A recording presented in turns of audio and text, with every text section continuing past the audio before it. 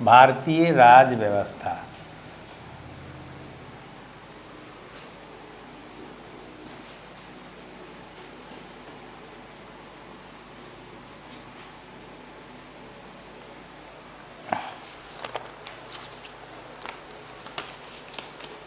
Question number 18 है, भारत में निर्वाचन का सिद्धांत प्रतिपादित किया गया किस अधिनियम से? तो भारत में निर्वाचन का सिद्धांत प्रतिपादित किया 1892 के अधिनियम से कि विधानमंडल में अप्रत्यक्ष निर्वाचन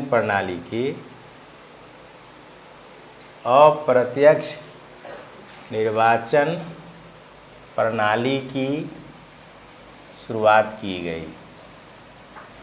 इसलिए उसका उत्तर होगा बी। ए नहीं है, मार्ले मिंटो नॉन नहीं है, भारत परिषद अधिनियम 1919 नहीं है। 18 का उत्तर होगा बी। अप्रत्यक्ष निर्वाचन प्रणाली की शुरुआत की गई 1892 के अधिनियम से। क्वेश्चन नंबर 31,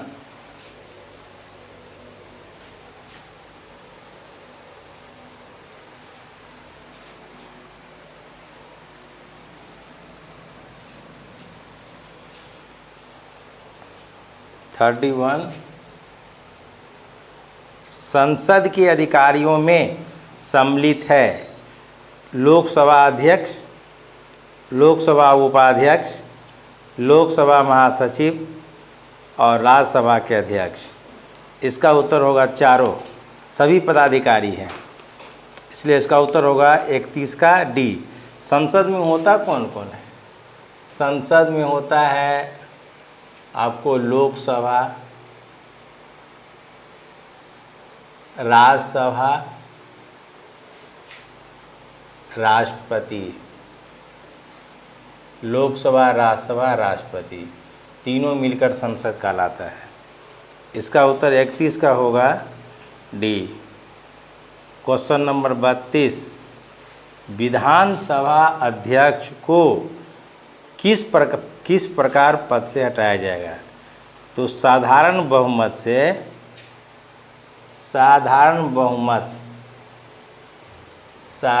बहुमत का मतलब हुआ 50% + 1 कम से कम होना चाहिए से लोकसभा के या विधानसभा के तत्कालीन समस्त सदस्यों के बहुमत से इसे हटाया जा सकता है।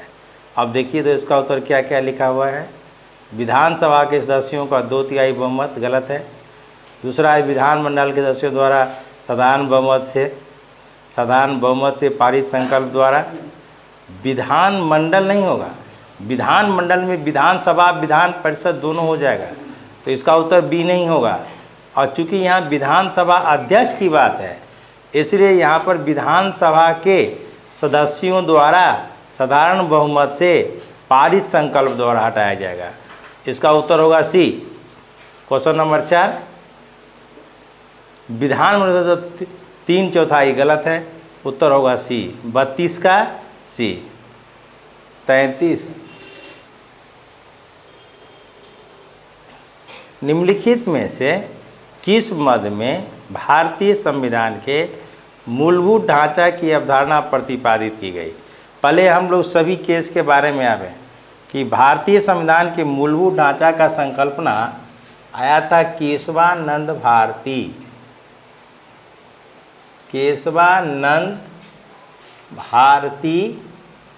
बनाम केरल राज्य 1973 में संविधान के आधारभूत ढांचा के बारे में कहा गया था। तो इसमें कोई नहीं है। देखिए, इंदिरा साहनीवाद 1992 में हुआ था और इसमें मंडल कमीशन के बात को फेवर में किया था और कहा था क्या ये एक पत्रकारिता है, और कहा था कि 50% से अधिक आरक्षण नहीं होना चाहिए और आर्थिक आधार पर किसी प्रकार का आरक्षण का आधार नहीं होना चाहिए। तो यह इंदिरा साहनी 1992। शंकरी प्रसाद का वाद, शंकरी प्रसाद का वाद 1952 में हुआ था, जिसमें कहा था क्या, संसद मौलिक अधिकार सहित संविधान के किसी भी भाग में संशोधन कर सकता है। संसद मौलिक अधिकार सहित संविधान के किसी भी भाग में संशोधन कर सकती है। रुदल शाह का वाद, यह बिहार का केस है। 1983 में यह केस हुआ था। रुदल शाह पर आरोप था इसने अपनी पत्नी को मार दिया था। इसके बदला यह PIL दर्ज किया। PIL दर्ज करने के बाद दया याचिका दायर किया, लेकिन बाद में जाकर इसके बरी हो जाता है। तो इसका उत्तर इसमें कोई नहीं होगा, उत्तर होगा D। इसका एग्जैक्ट आंसर होगा केशवानंद भारती बनाम केरल राज्य 1973। उत्तर होगा 33 का D। निम्नलिखित में से कौन राज्यपाल को पद की शपथ ग्रहण करवाता है? तो कौन करवाता है राज्यपाल को? उच्च न्यायालय का मुख्य न्यायाधीश। कौन कराता है उच्च न्यायालय का मुख्य न्यायाधीश? उत्तर कौन होगा? 34 का C। भारत का राष्ट्रपति नहीं, सर्वोच्च न्यायालय का मुख्य न्यायाधीश राष्ट्रपति को कराते हैं। संबंधित राज्य के निवर्तमान राज्यपाल नहीं। उत्तर 34 का होगा C।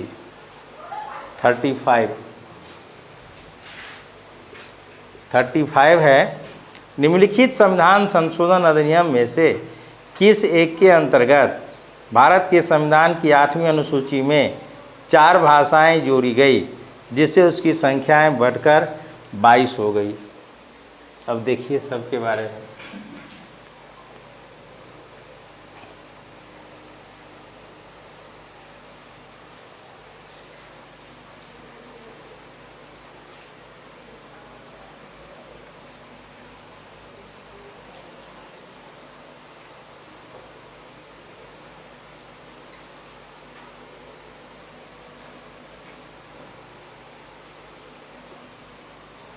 देखिए, इसमें है मूल संविधान में 14 भाषा थी। उसके बाद 15वां भाषा सिंधी को जोड़ा गया। यह जोड़ा गया 21वां संशोधन 1967। उसके बाद 71वां संशोधन के द्वारा 1992 में नेपाली 18 भाषा आ गई। नेपाली, मणिपुरी, कोंकणी को जोड़ा। उसके बाद 2003 में 92 संशोधन के द्वारा आपको 22 भाषा जोड़ा। उसमें जोड़ा गया मैथिली, संथाली, बोडो, डोंगरी। तो वर्तमान में 8वीं अनुसूची में कितनी भाषा है? 22। कब कब जोड़ा गया? कौन संशोधन के द्वारा जोड़ा? कितनी भाषा जोड़ी गई? इसका उत्तर होगा 35 का C। 36, क्वेश्चन नंबर 36, संविधान के किस अनुच्छेद के अंतर्गत सिखों द्वारा कृपाण धारण करना धार्मिक स्वतंत्रता का अंग माना गया? अब देखिए 24 में है 14 बरस से कम उम्र के बालक को, 14 बरस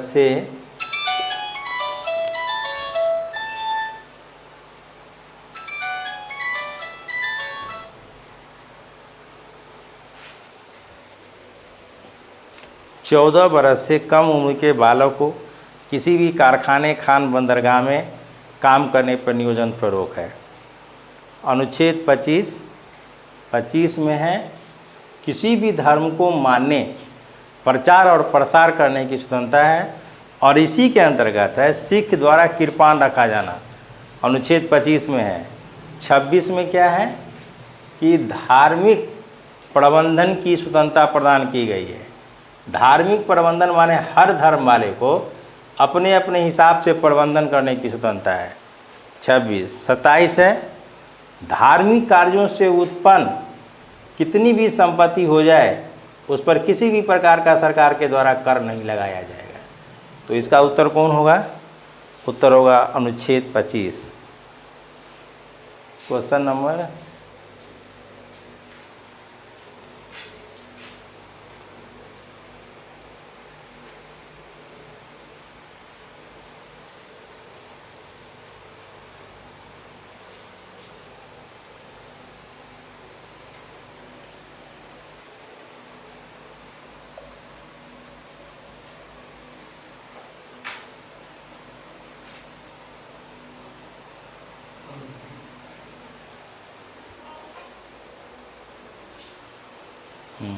नंबर 37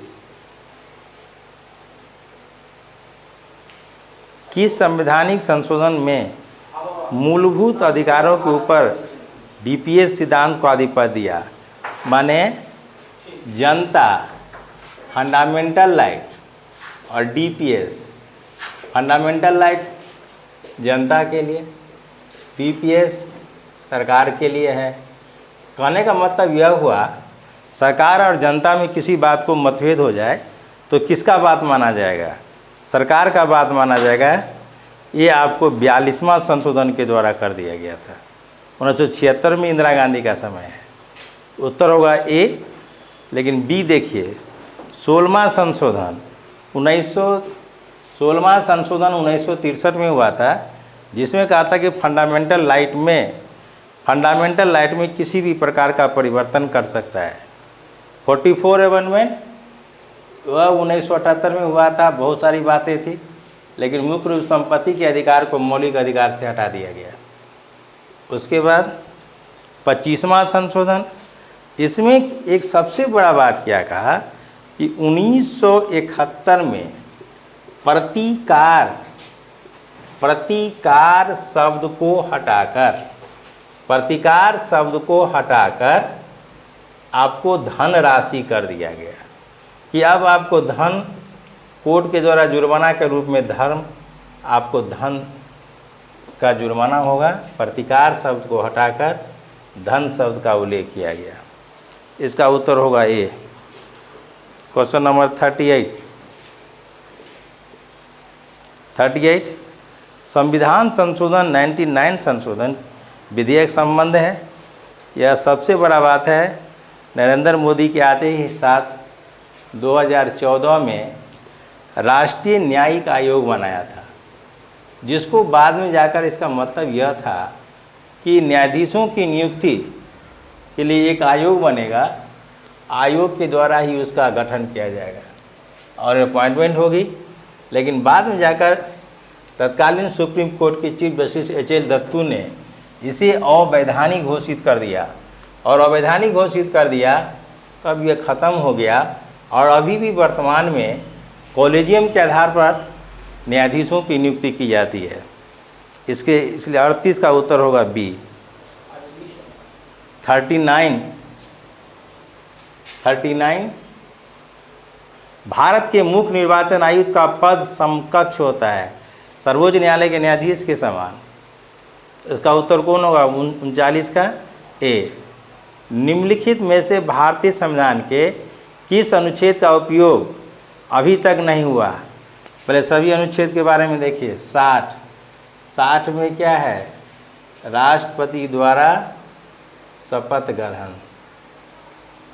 उसके बाद 352 में क्या है? राष्ट्रीय आपात। 356 में क्या है?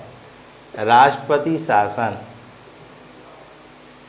360 में क्या है? वित्तीय आपात।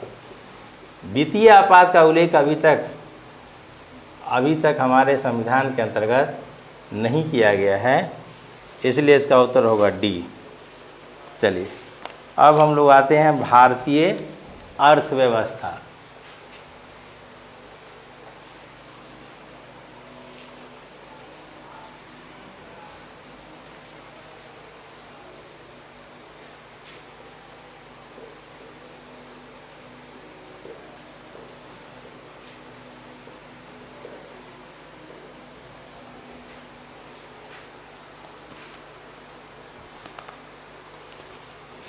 भारतीय अर्थव्यवस्था में क्वेश्चन नंबर 56 किसी सामान्य वस्तु की मांग में गिरावट उपभोक्ता की आय में क्या हुआ? वह गिरावट होगा। अभी अभी देखिए लॉकडाउन में स्थिति खराब हो गया तो आदमी को क्या है, इसके सामान वस्तु आदमी नहीं खरीद सकता। मतलब क्या हुआ, उसका इनकम बढ़ गया कि घट गया है? घट गया है। तो सामान वस्तु की मांग में गिरावट, उपभोक्ता की आय में गिरावट है। उत्तर बी होगा। 56 का उत्तर बी। 56 का उत्तर बी। 57 खाली जगह शेष 20 में होने वाले पूंजीगत प्रवाह। सबसे पहले यह जानिए, पूंजीगत प्रवाह, पूंजीगत लेखा, उसके बाद है चालू लेखा, बचत लेखा,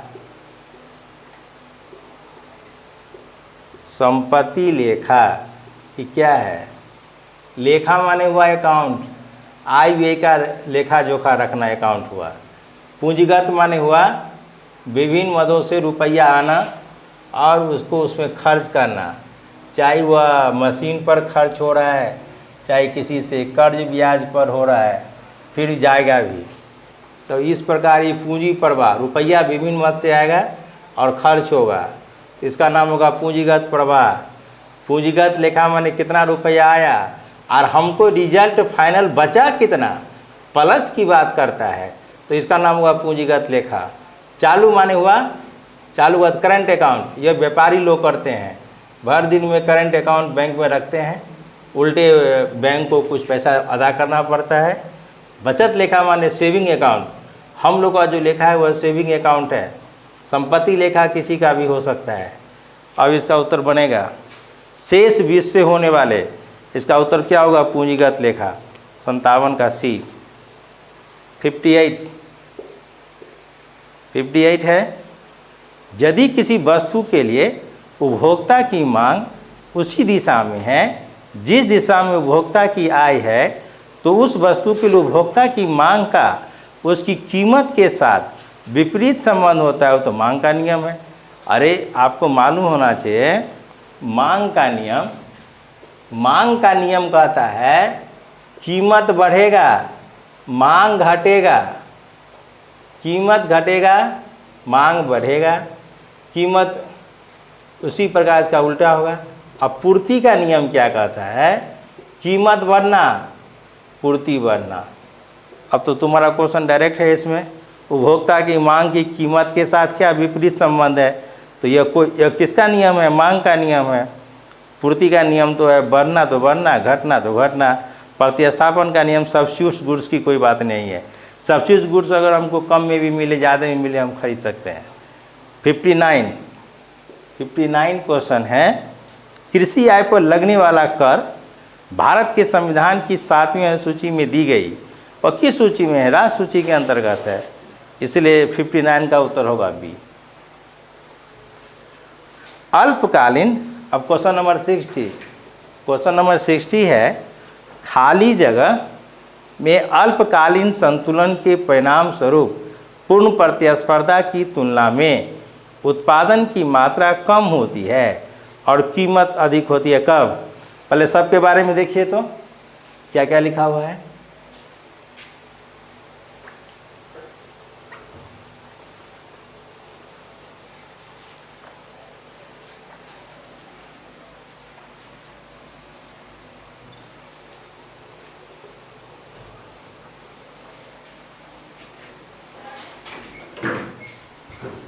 पहला है क्रेता एकाधिकार, माने एक ही खरीदार है तो उसका मोनोपोली नहीं चलेगा। एकाधिकार माने विक्रेता केवल एक। अल्पाधिकार 3 से 4 विक्रेता। एकाधिकार प्रतियोगिता माने क्या हुआ? बेचने वाला बहुत है लेकिन क्वालिटी केवल एक का बेटर है, तो इसका नाम हुआ एकाधिकार प्रतियोगिता। और ऐसे में क्या होता है कि जिसका क्वालिटी बेटर है उसकी डिमांड ज़्यादा होती है, इसलिए इसका उत्तर क्या होगा? 60 का डी। 60 का डी हो गया। भारतीय अर्थव्यवस्था खत्म। लो। हाय फ्रेंड्स, मैं अमित कुमार अपने संस्थान जीएस विजन की तरफ से आज 19 तारीख है बिहार दरोगा मेंस ऑनलाइन रेगुलर टेस्ट 4 का इतिहास का डिस्कशन लेकर के आपके सामने उपस्थित हुआ हूँ।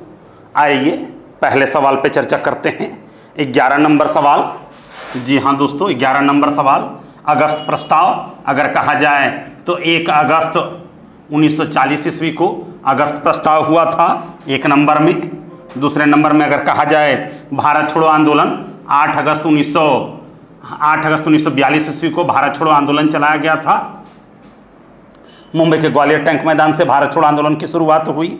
वहीं 3 नंबर 1946 ईस्वी में नौसैनिक विद्रोह हुआ था, भारतीय नौसैनिकों के द्वारा विद्रोह किया गया था। वहीं चौथे नंबर पे अगर कहा जाए तो मार्च 1942 ईस्वी में, जी हाँ मार्च 1942 ईस्वी में क्रिप्स प्रस्ताव, जी हाँ क्रिप्स प्रस्ताव पारित किया गया। अतः उत्तर 1 4 2 3 होगा। 1 4 2 3 होगा। अगले प्रश्न पे चर्चा करते हैं। 12 नंबर सवाल।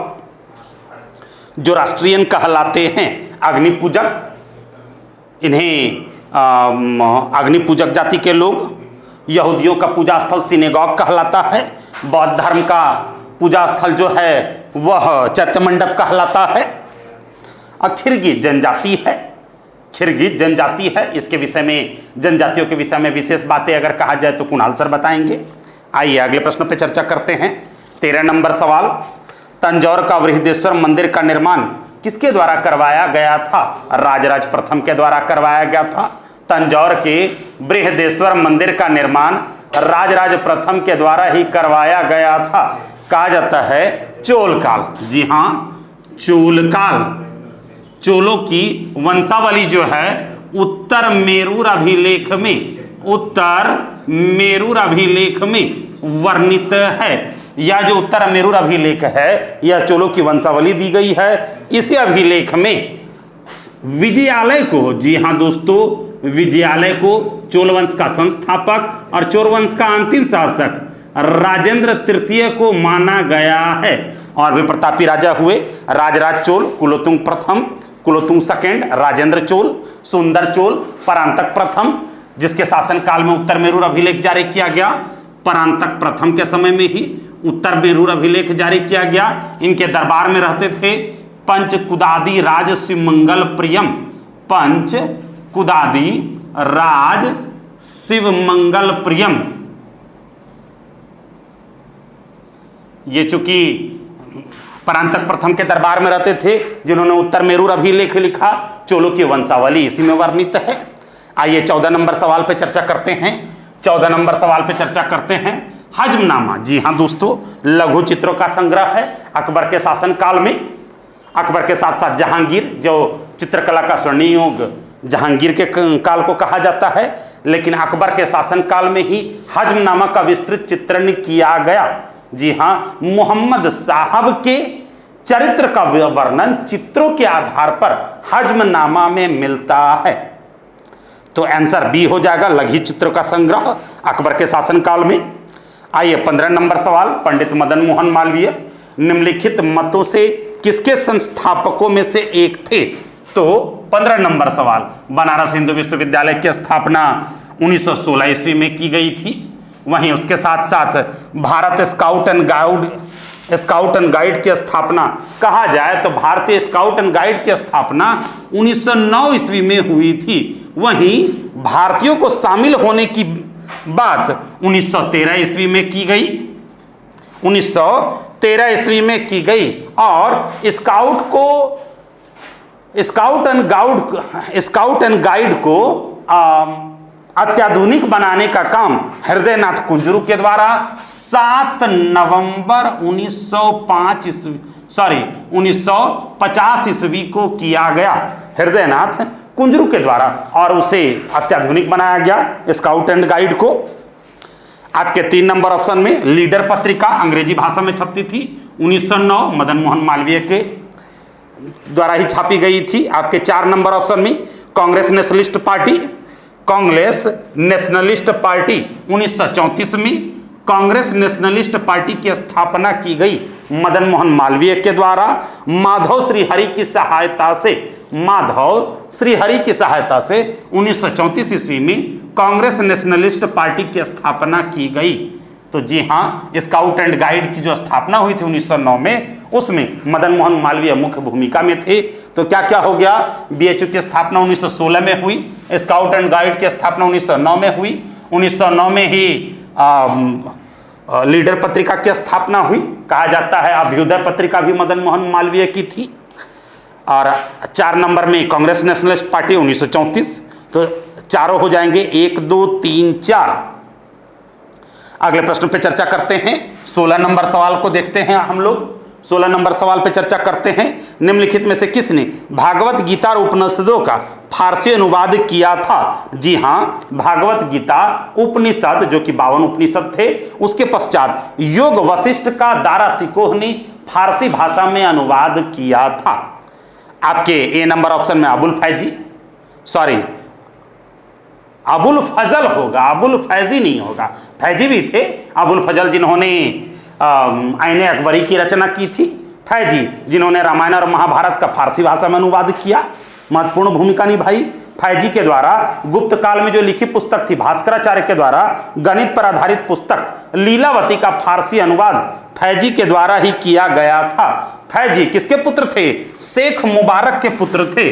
फैजी शेख मुबारक के पुत्र थे, अबुल फजल के भाई थे। अबुल फजल और फैजी के पिता शेख मुबारक थे, जिन्होंने मजहर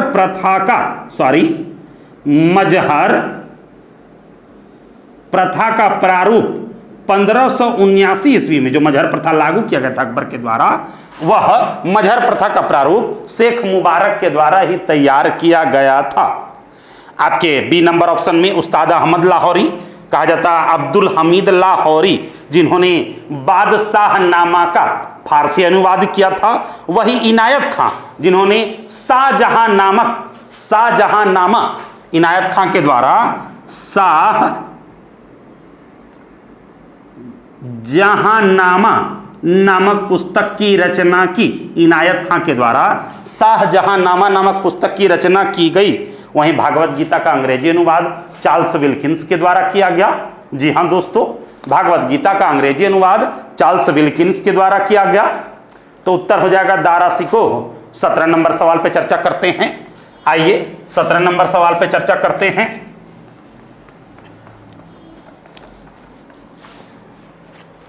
सत्रह क्या है? निम्नलिखित में से किसने बाल गंगाधर तिलक को भारतीय शांति का जनक कहा था? वैलेंटाइन सिरोल, इनकी पुस्तक थी इंडियन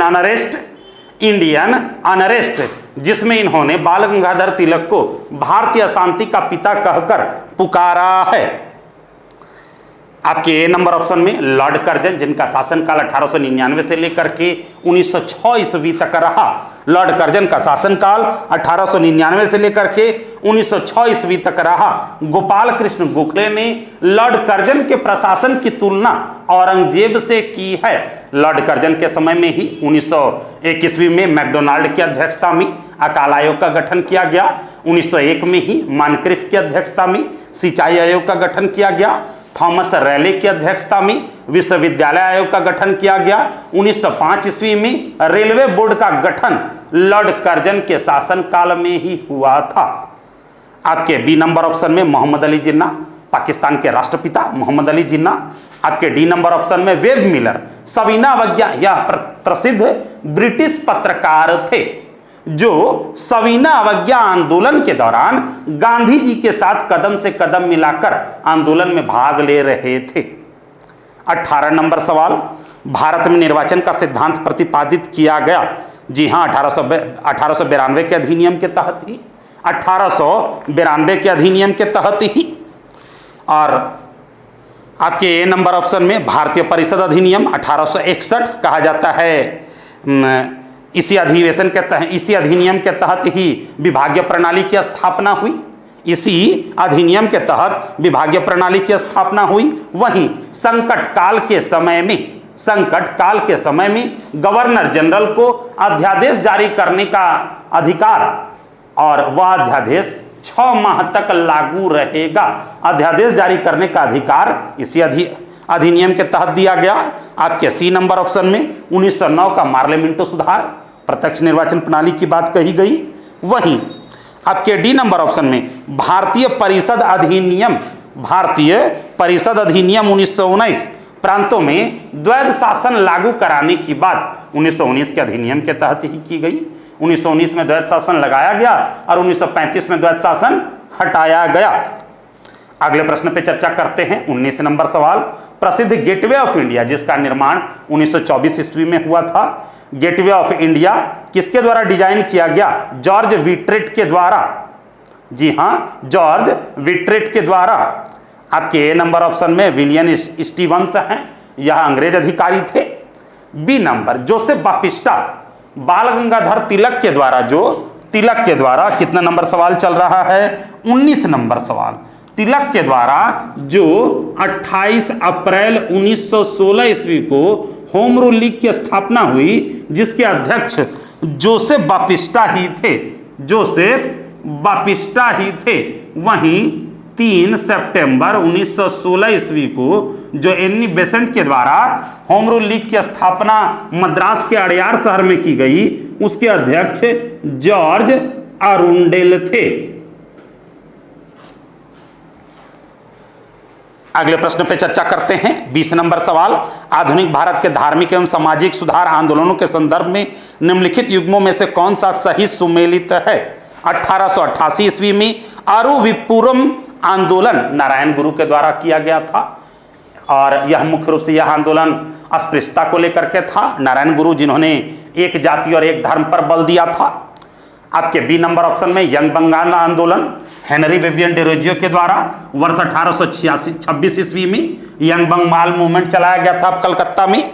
आपके सी नंबर ऑप्शन में सत्यशोधक समाज जिसके संस्थापक ज्योतिबा फूले थे, 1873 ईस्वी में ज्योतिबा फूले के द्वारा पुणे में सत्यशोधक समाज की स्थापना की गई थी। वहीं 1867 ईस्वी में प्रार्थना समाज की स्थापना आत्माराम पांडुरंग के द्वारा की गई। वहीं केशव चंद्र सेन जिन्होंने 1864 ईस्वी में आदि ब्रह्म समाज की स्थापना की। जी हाँ, 1864 ईस्वी में आदि ब्रह्म समाज की स्थापना केशव चंद्र सेन के द्वारा की गई थी। आपके सी के सामने में सत्यशोधक समाज के सामने में राजा राम मोहन राय, इनके द्वारा बहुत सारी संस्थाओं की स्थापना की गई थी।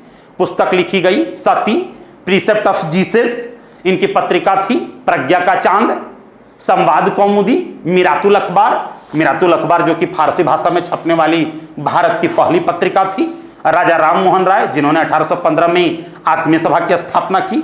डच अर्थशास्त्री डेविड हेयर की सहायता से 1817 में हिंदू कॉलेज की स्थापना की। 1825 में वेदांत कॉलेज की स्थापना की। 1828 में ब्रह्म समाज की स्थापना की तथा धारा 17 के तहत वर्ष 1829 ईस्वी में सती प्रथा का अंत राजा राम मोहन राय के द्वारा ही करवाया गया था।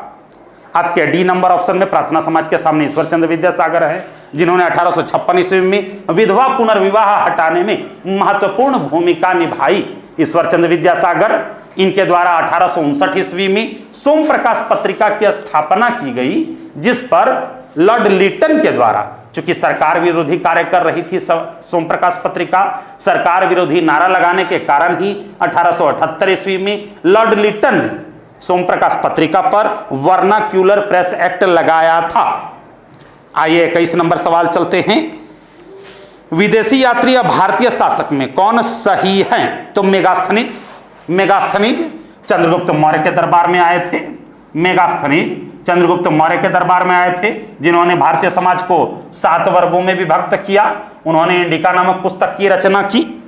आपके मेगास्थनीज के सामने में हर्षवर्धन है, इनके दरबार में हुएनसांग आए थे, जिन्होंने सी यू की नामक पुस्तक की रचना की, जिसमें 138 देशों का विवरण है। जिसमें 138 देशों का विवरण है। आपके 2 नंबर में फाहियान, जी हां, चंद्रगुप्त द्वितीय के दरबार में आया था, चंद्रगुप्त के समय में, तो उत्तर हो जाएगा 2। आपके 3 नंबर में थॉमस रो, जी औरंगजेब के दरबार में नहीं, औरंगजेब के दरबार में इटली यात्री मनुची आया था, फ्रेंच यात्री बर्नियर आया था। जी हां, औरंगजेब के दरबार में इटली यात्री मनुची और फ्रांसीसी यात्री बर्नियर आया था। वहीं जहांगीर के दरबार में टॉमस रो आया था, विलियम फिंच आया था, जॉन जुर्दा आया था, एडवर्ड टेरी आया था और स्टीफ हॉकिंस आया था। जी हां, एक बार फिर से जान लें, जहांगीर के दरबार में टॉमस रो आया था, जॉन जुर्दा आया था, एडवर्ड टेरी आया था, विलियम फिंच आया था और हॉकिंस आए थे। अगले प्रश्न पे चर्चा करेंगे। 22 नंबर सवाल, राजस्थान की किस रानी ने बादशाह हुमायूं के पास राखी भेजकर बहादुर शाह के विरुद्ध सहायता की याचना की थी? रानी कर्णावती ने। जी हां, सहायता की याचना की थी। आपके ए नंबर ऑप्शन में रानी पद्मिनी, 1303 ईस्वी में चित्तौड़ की राजकुमारी, जिस पर अलाउद्दीन खिलजी ने 1303 ईस्वी में आक्रमण किया था तथा चित्तौड़ को जीतकर उसका नाम बदलकर खिजराबाद कर दिया। जी हां, चित्तौड़ का नाम बदलकर खिजराबाद कर दिया। चित्तौड़ का राजकुमार था राणा रतन सिंह। अगले प्रश्न पे चर्चा करते हैं। 23 नंबर सवाल, शिवाजी, जिनका जन्म 1627 में हुआ था, 1674 में उनका राज्याभिषेक हुआ और 1680 में मर गए। शिवाजी को राजा और पहाड़ी चूहा की उपाधि औरंगजेब के द्वारा ही दी गई थी। शिवाजी को औरंगजेब का बंदी निम्नलिखित में से किस राजदूत ने बनाया था? राजा जय सिंह औरंगजेब के दरबार में रहते थे।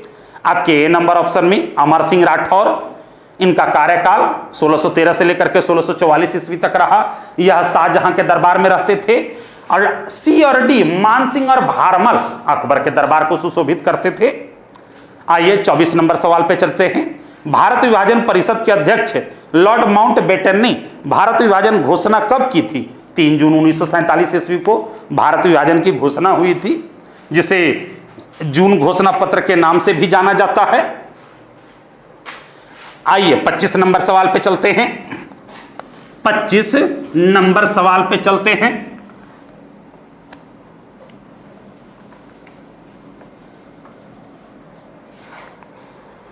द्विराष्ट्र की बात सर्वप्रथम किसने की थी? मोहम्मद इकबाल। कहा जाता है मुस्लिम लीग का संविधान 1906 ईस्वी में, 1907 ईस्वी में मुस्लिम लीग का संविधान मौलाना मोहम्मद अली गौहर के द्वारा ग्रीन बुक के नाम से तैयार किया गया था, जिसे पेश करने का काम मोहम्मद इकबाल के द्वारा किया गया। मोहम्मद इकबाल, जिनकी पुस्तक थी बंगे दर्रा, तराने हिंद, सारे जहां से अच्छा, हिंदुस्तान हमारा।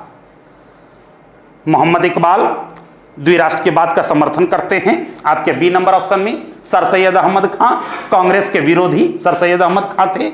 दादा भाई नौरोजी के धान्य निष्कासन सिद्धांत का कट्टर विरोधी सर सैयद अहमद खां को माना जाता है। सर सैयद अहमद खां, जिन्होंने 1864 ईस्वी में वैज्ञानिक समाजवाद नामक, जिन्हें साइंटिफिक सोसाइटी के नाम से जाना जाता है, वैज्ञानिक समाजवाद नामक संस्था की स्थापना की। राजभक्त मुसलमान नामक पुस्तक की रचना सर सैयद अहमद खां के द्वारा ही की गई थी। आपके सी नंबर ऑप्शन में अली बंधु, जी हां, मोहम्मद अली और शौकत अली खिलाफत आंदोलन में महत्वपूर्ण भूमिका निभाते हैं। खिलाफत आंदोलन में महत्वपूर्ण भूमिका निभाते हैं। आपके डी नंबर ऑप्शन में मोहम्मद अली जिन्ना पाकिस्तान के राष्ट्रपिता थे। आइए 26 नंबर सवाल पे चर्चा करते हैं। गांधी जी के विरोध के बावजूद सुभाष चंद्र बोस को कांग्रेस का अध्यक्ष कब चुना गया? 1939 में त्रिपुरी अधिवेशन। पट्टाभी सीतारमैया को पराजित करके पट्टाभी सीतारमैया गांधी जी के प्रतिनिधि के रूप में शामिल हुए थे। त्रिपुरी अधिवेशन 1939 में हुआ था और कांग्रेस की नीतियों से संतुष्ट होकर के सुभाष चंद्र बोस ने कांग्रेस से इस्तीफा देकर वर्ष 1939 ईस्वी में कलकत्ता में फॉरवर्ड ब्लॉक की स्थापना की। जी हां, फॉरवर्ड ब्लॉक की स्थापना कलकत्ता में 1939 ईस्वी में सुभाष चंद्र बोस के द्वारा ही की गई थी। सुभाष चंद्र बोस, जिन्होंने 1938 का हरिपुरा और 1939 के त्रिपुरी अधिवेशन की अध्यक्षता की। हरिपुरा अधिवेशन के दौरान ही 1938 ईस्वी में राष्ट्रीय नियोजन कमेटी का गठन जवाहरलाल नेहरू की अध्यक्षता में किया गया। आपके सी नंबर ऑप्शन में 1937 फैजपुर अधिवेशन जवाहरलाल नेहरू की अध्यक्षता में, ये पहला गांव में हुआ था अधिवेशन। 1936 में लखनऊ अधिवेशन, यह भी जवाहरलाल नेहरू की अध्यक्षता में हुआ था। आइए 27 नंबर सवाल पर चर्चा करते हैं। राष्ट्रकूट वंश, इसका संस्थापक दंतिदुर्ग था। राष्ट्रकूट वंश के संदर्भ में निम्नलिखित में से कौन सा कथन सही नहीं है? और ऑप्शन नंबर बी आंसर हो जाएगा। उनके तहत मंदिर वास्तुकला की बेसर शैली पहली बार प्रकट हुई थी। नहीं, यह जो शैली है वह पल्लवों के शासनकाल में प्रकट हुई थी। और राष्ट्रकूट वंश का संस्थापक दंतिदुर्ग था, जिसने गुर्जरों को हराया था, यह सही है। सी में राष्ट्रकूट वंश के राजा कृष्ण प्रथम ने एलोरा में कैलाश मंदिर का निर्माण करवाया था, यह भी सही है। राष्ट्रकूट वंश के प्रतापी राजा अमोघवर्ष प्रथम को उनके धार्मिक स्वभाव के कारण दक्षिण भारत का अशोक कहा जाता है, यह भी सही है। अमोघवर्ष प्रतापी राजा था जिसने कवि राजमार्ग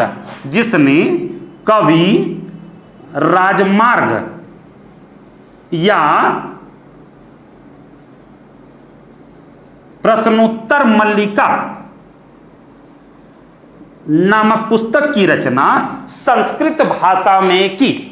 अमोघवर्ष के दरबार में आदि पुराण के रचयिता जीनसेन रहते थे। गणित सार संग्रह के रचयिता महावीराचार्य रहते थे। अमोघ वृत्ति के रचयिता सक्तायन रहते थे। 28 नंबर सवाल, हड़प्पा सभ्यता में मूर्तियां बनाने के लिए निम्न में से किन पदार्थों का प्रयोग किया जाता था? पत्थर का प्रयोग, टेराकोटा का प्रयोग और कांसे का प्रयोग। चूंकि कांसे का पहली बार प्रयोग इसी सभ्यता में हुआ, इसलिए इस सभ्यता को कांस्य युगीन सभ्यता के नाम से भी जाना जाता है। 29 नंबर सवाल देखेंगे। भारतीय राष्ट्रीय कांग्रेस के उदारवादी विचारधारा वाले नेताओं को किस अधिवेशन में निष्कासित किया गया था? जी हां, 1907 अधिवेशन में। और पुनः लाने का काम 1916 के लखनऊ अधिवेशन में किया गया। याद रखेंगे बच्चों, 1916 का जो अधिवेशन हुआ था लखनऊ पैक्ट या कांग्रेस मुस्लिम लीग समझौता, इसका कट्टर विरोधी मदन मोहन मालवीय थे। इसके कट्टर विरोधी मदन मोहन मालवीय थे। भारतीय राष्ट्रीय कांग्रेस के उग्रवादी विचारधारा वाले नेताओं को किस अधिवेशन में निष्कासित किया गया था? सूरत अधिवेशन रास बिहारी घोष की अध्यक्षता में हुआ था। आपके बी नंबर ऑप्शन में लाहौर अधिवेशन 1929 जवाहरलाल नेहरू की अध्यक्षता में पूर्ण स्वराज का नारा दिया गया था। त्रिपुरा अधिवेशन नहीं होगा, त्रिपुरी तो 1939 सुभाष चंद्र बोस की अध्यक्षता में, और कांग्रेस से त्यागपत्र देकर के सुभाष चंद्र बोस ने फॉरवर्ड ब्लॉक की स्थापना की। अंतिम सवाल 30 नंबर सवाल। आइए 30 नंबर सवाल पे चर्चा करते हैं हम लोग। किसके शासनकाल के दौरान मराठा सत्ता सर्वोच्च शिखर पर प्रतिष्ठा पर थी? बालाजी बाजीराव। इसी के शासनकाल के पश्चात पेशवा पद पैतृक हो गया। इनका जो शासनकाल था 1740 से लेकर के 1761 ईस्वी तक रहा। उसके पश्चात प्रथम पेशवा बालाजी विश्वनाथ, जिसका शासनकाल 1713 से लेकर के 1720 ईस्वी तक रहा। ए नंबर ऑप्शन में बाजीराव प्रथम, जिनका शासनकाल 1720 से 1740 ईस्वी तक रहा। और सी नंबर ऑप्शन माधवराव प्रथम, जिसका शासनकाल 1761 से 1772 ईस्वी तक रहा। शिवाजी के अष्टप्रधान में पेशवा का पद प्रधानमंत्री का होता था, जो काफी महत्वपूर्ण था। पेशवा के दफ्तर को हुजूर दफ्तर के नाम से जाना जाता था, जिसका मुख्यालय पूना में था। प्रथम पेशवा बालाजी विश्वनाथ, जिन्होंने 1707 ईस्वी में साहू और ताराबाई के बीच में सकूर खेड़ा का युद्ध हुआ था, जिसमें साहू का पक्ष लिया था। प्रथम पेशवा बालाजी विश्वनाथ और अंतिम पेशवा बाजीराव द्वितीय। धन्यवाद दोस्तों। अगर जीएस विजन का डिस्कशन आप लोगों को अच्छा लगे तो इसे लाइक करें, सब्सक्राइब करें और ज्यादा से ज्यादा दोस्तों के बीच शेयर करें। ठीक है, क्लियर? चलिए 43 नंबर का क्वेश्चन देखिए पहले। ठीक है, क्या बोल रहा है तो देखिए, दिया गया है कि ऊपरी मृदा, ठीक है, ऊपरी मृदा अपर सॉइल, ऊपरी मृदा का जो भाग होता है, ठीक है, वो किसका बना होता है? ठीक है, दिया गया है। हाँ, अधिकतर मात्रा पाई जाती है। क्या पाई जाती है? तो याद रखिएगा कि ऊपरी मृदा जो होता है ना पृथ्वी का, ठीक है। तो वहां पर क्या होता है कि देखिए, ये मान लीजिए लैंड है, धरती है, तो उसका ये वाला जो पार्ट है ना, ये ध्यान रखना है, अपर पार्ट जो है उसमें जैविक मृदा का उदाहरण है। जैविक मृदा को हम ह्यूमस भी कहते हैं। क्या कहते हैं? ह्यूमस। और ये जो पार्ट है ना, ये काफी उपजाऊ होता है। लगभग 1 से 2 फीट का जो नीचे का जो पार्ट है ना, ये बहुत ज्यादा क्या होता है? उपजाऊ होता है। इसलिए इसको जैविक मृदा कहते हैं। इसलिए जैविक मृदा कहा जाता है कि इसमें खास करके जैविक चीज, जैसे कोई भी चीज डिकम्पोज हुआ, ह्यूमस का मतलब आप समझ ही रहे हैं कि ह्यूमस का मतलब क्या होता है कि कोई भी जैविक चीज मरता है या जैविक चीज का अपशिष्ट पदार्थ जो है वो मिट्टी का क्या होता है? ऊपरी परत का निर्माण करता है। इसलिए आप देखिएगा, कोई भी वन में जाएंगे, ठीक है, या कहीं भी आप जाएंगे, गंगा ब्रह्मपुत्र का डेल्टा का क्षेत्र पर जाएंगे, तो वहां पर मिट्टी क्यों उपजाऊ होता है? क्योंकि उसकी ऊपरी मृदा जो होता है ना, काफी उपजाऊ होता है। इसलिए 41 नंबर का जो प्रश्न है उसमें आंसर होगा आपका डी। ठीक है, नेक्स्ट चलिए दिया गया है 42 का, पृथ्वी के सबसे आंतरिक परत कोण है जिसकी त्रिज्या कितना होता है? तो ये होता है 3500 किलोमीटर। 3500 किलोमीटर, आपको ये याद रखना है, 3500 किलोमीटर। चलिए, दिया गया हरंगी, हेमावती, कवाइनी भारत के निम्नलिखित में से नदियों में से किसकी सहायक नदियां हैं? तो याद रखिएगा, ये तीनों जो है ना, ये तीनों कावेरी का है। किसका? कावेरी का, जो दक्षिण भारत प्रायद्वीपीय नदियां कहलाती है। जबकि आपको याद रखना है कि गोदावरी की अगर पूछा जाएगा कि गोदावरी की सहायक नदियां कौन है, तो इंद्रावती, पेनगंगा और वेनगंगा। पेनगंगा, वेनगंगा, इंद्रावती, ये सब याद रखिएगा, गोदावरी की सहायक नदियां हैं। जबकि आपको याद रखना है कि महानदी जो है, ठीक है, महानदी का ब्राह्मणी और वैतरणी, ब्राह्मणी और वैतरणी किसकी सहायक नदियां हैं? तो महानदी का। किसका? महानदी का। जबकि कृष्णा का याद रखिएगा, कल ही बताए थे, तुंगभद्रा, भीमा, मूसी, अमरावती, पंचगंगा, दूधगंगा, ये सभी नदियां किसकी हैं? तो याद रखना है कृष्णा का। किसका? कृष्णा का। तो यहां पर इस चीज को आपको याद रखना है, आपसे पूछा भी जा सकता है प्रश्न। कल भी हम इस पर चर्चा किए थे और लगातार इस पर हम लोग डिस्कस करते हैं। तो कावेरी समझ में आ गया, क्लियर हो गया। चलिए, नेक्स्ट है गारो खासी जयंतिया।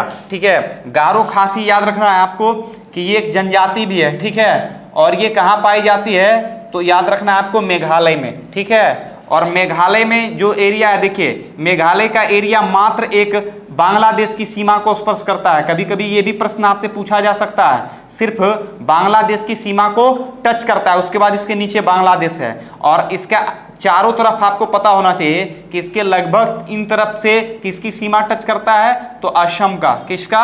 असम। और नीचे कौन हो गया? बांग्लादेश। अब देखिए, ये जो मेघालय है, यहीं पर गारो खासी जयंतिया याद रखना है। गारो खासी जयंतिया जो है जनजाति के साथ साथ यहाँ पर 2 पहाड़ी भी है, जिसको क्या कहते हैं? गारो खासी। ठीक है, गारो खासी। अब ये पूछ रहा है कि ये किसका पार्ट है?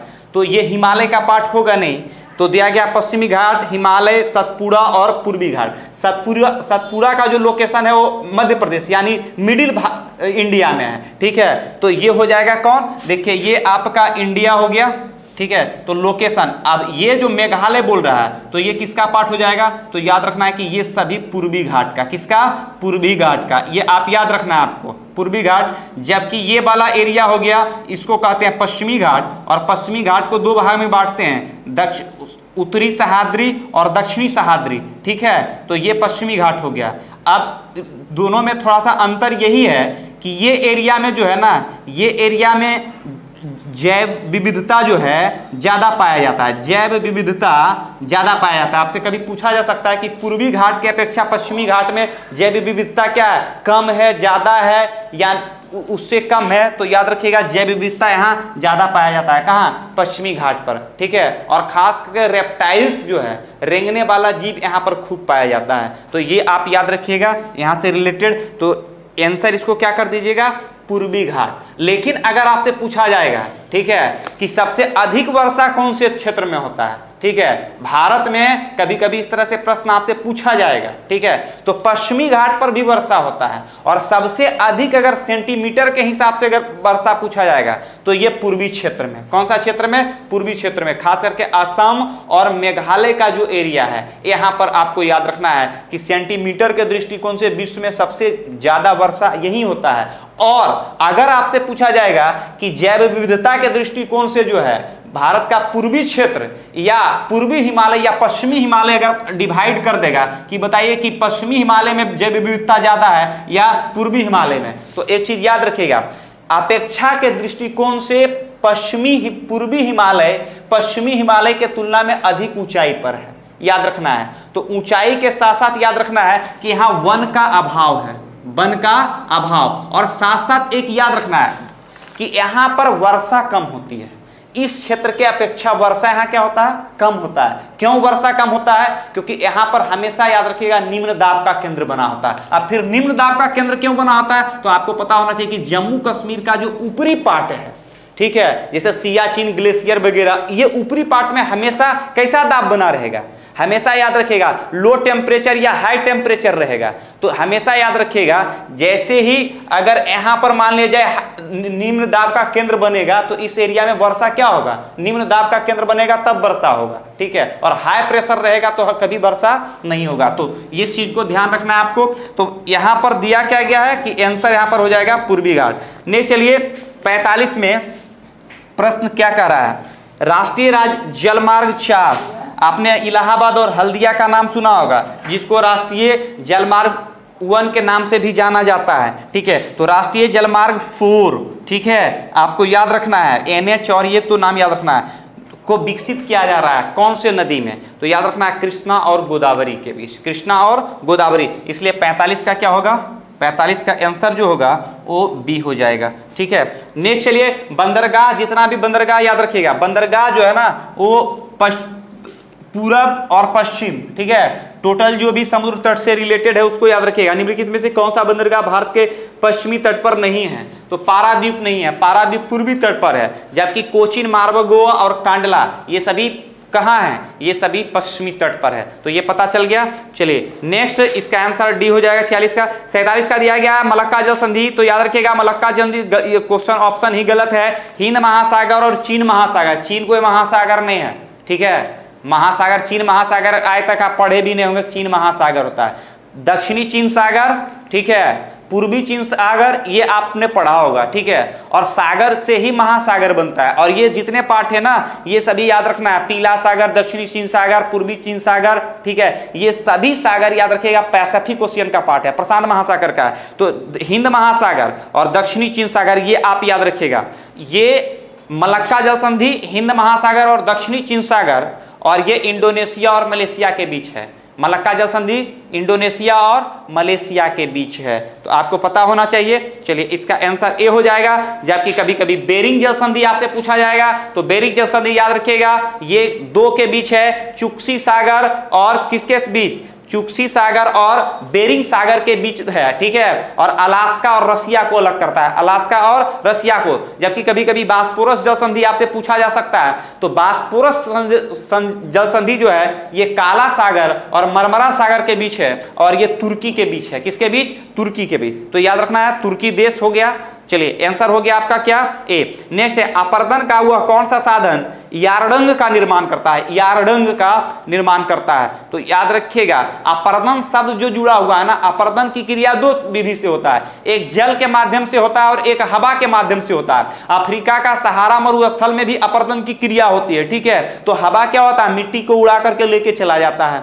जबकि बिहार के कुछ ऐसे उत्तरी बिहार का जो क्षेत्र है यहाँ पर हवा से अपर्दन कम होता है, जबकि जल से मिट्टी का जो अपर्दन है, सॉइल इरोजन क्रिया जो होता है वो अधिक होता है। इसलिए इसका आंसर हो जाएगा, यहाँ पर प्रभावित जल है, हिमनद है और भूमिगत जल है, वायु है। तो यारडंग का निर्माण करता है वायु।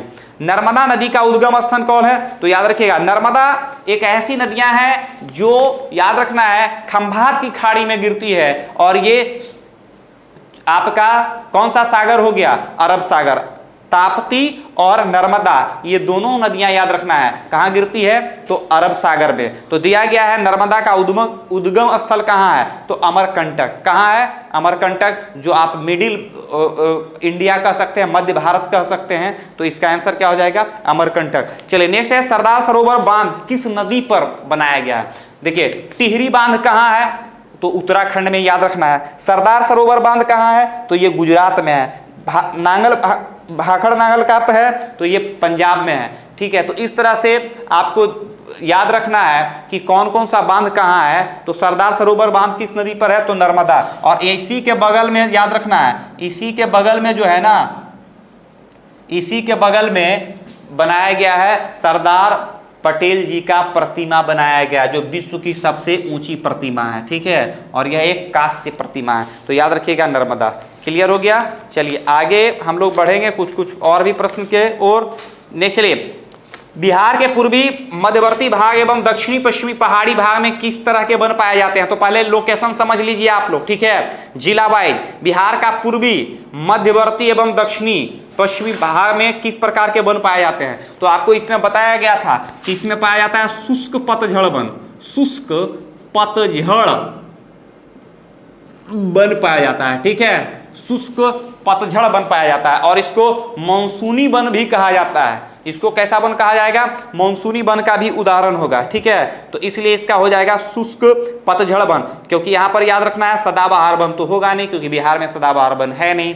तो इसका आंसर हो जाएगा शुष्क पतझड़ वन। चलिए नेक्स्ट, चलिए 53 नंबर, बिहार के बहुउद्देशीय प्रमुख बहुउद्देशीय नदी घाटी परियोजना है। तो सोन भी है, कोसी भी है और गंडक भी है, तीनों है। ठीक है, याद रखिएगा बहुउद्देशीय, जिसमें किसी किसी परियोजना में हाइड्रो प्लांट भी बनाया जाता है। जैसे अभी सलाल जल विद्युत परियोजना, सलाल जल विद्युत परियोजना कल भी बताए थे। ठीक है, यह हाइड्रो प्लांट है और इसका अभी उद्घाटन भी किया गया था कुछ दिन पहले।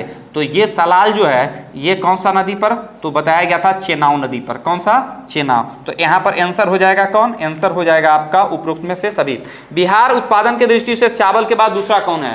तो याद रखिएगा चावल के बाद बिहार में सबसे ज्यादा होता है गेहूं, और बिहार में जूट की भी खेती होती है, गन्ने की भी खेती होती है। तो जूट की खेती याद रखिएगा, बिहार का जो पूर्वी क्षेत्र है, खास करके कटिहार और पूर्णिया, याद रखिएगा यहाँ पर जूट की खेती होती है। और भारत में सबसे अधिक जूट की खेती कहाँ होता है, तो याद रखिएगा पश्चिम बंगाल में होता है। जबकि दूसरा स्थान किसका है, तो बिहार का है। कपास की खेती सबसे अधिक कहाँ होता है, तो ये गुजरात में, याद रखिएगा। गन्ने की खेती सर्वाधिक कहाँ होती है, तो उत्तर प्रदेश में। सेकेंड स्थान किसका है, तो याद रखिएगा महाराष्ट्र का। किसका, महाराष्ट्र का। तो यहां पर इस तरह से कभी प्रश्न पूछ सकता है, इसको आप हल कर लेंगे। चलिए गेहूं हो गया। नेक्स्ट चलिए, अंतरराष्ट्रीय मुद्रा कोष और विश्व बैंक। ठीक है, अंतरराष्ट्रीय मुद्रा कोष जिसको IMF कहते हैं, और एक है वर्ल्ड बैंक। दोनों में शामिल होने वाला नवीनतम देश कौन है, तो नवीनतम देश याद रखिएगा एक प्रशांत महासागर में एक देश है, छोटा देश है, जिसका नाम है नौरू। वहीं पर है तुवालू, वहीं पर है किरवाती, वहीं पर है बनुआती, वहीं पर है फिजी, वहीं पर है टोगो। ये सभी छोटे छोटे क्या हैं, छोटे छोटे देश हैं। आपको पता भी नहीं चलेगा,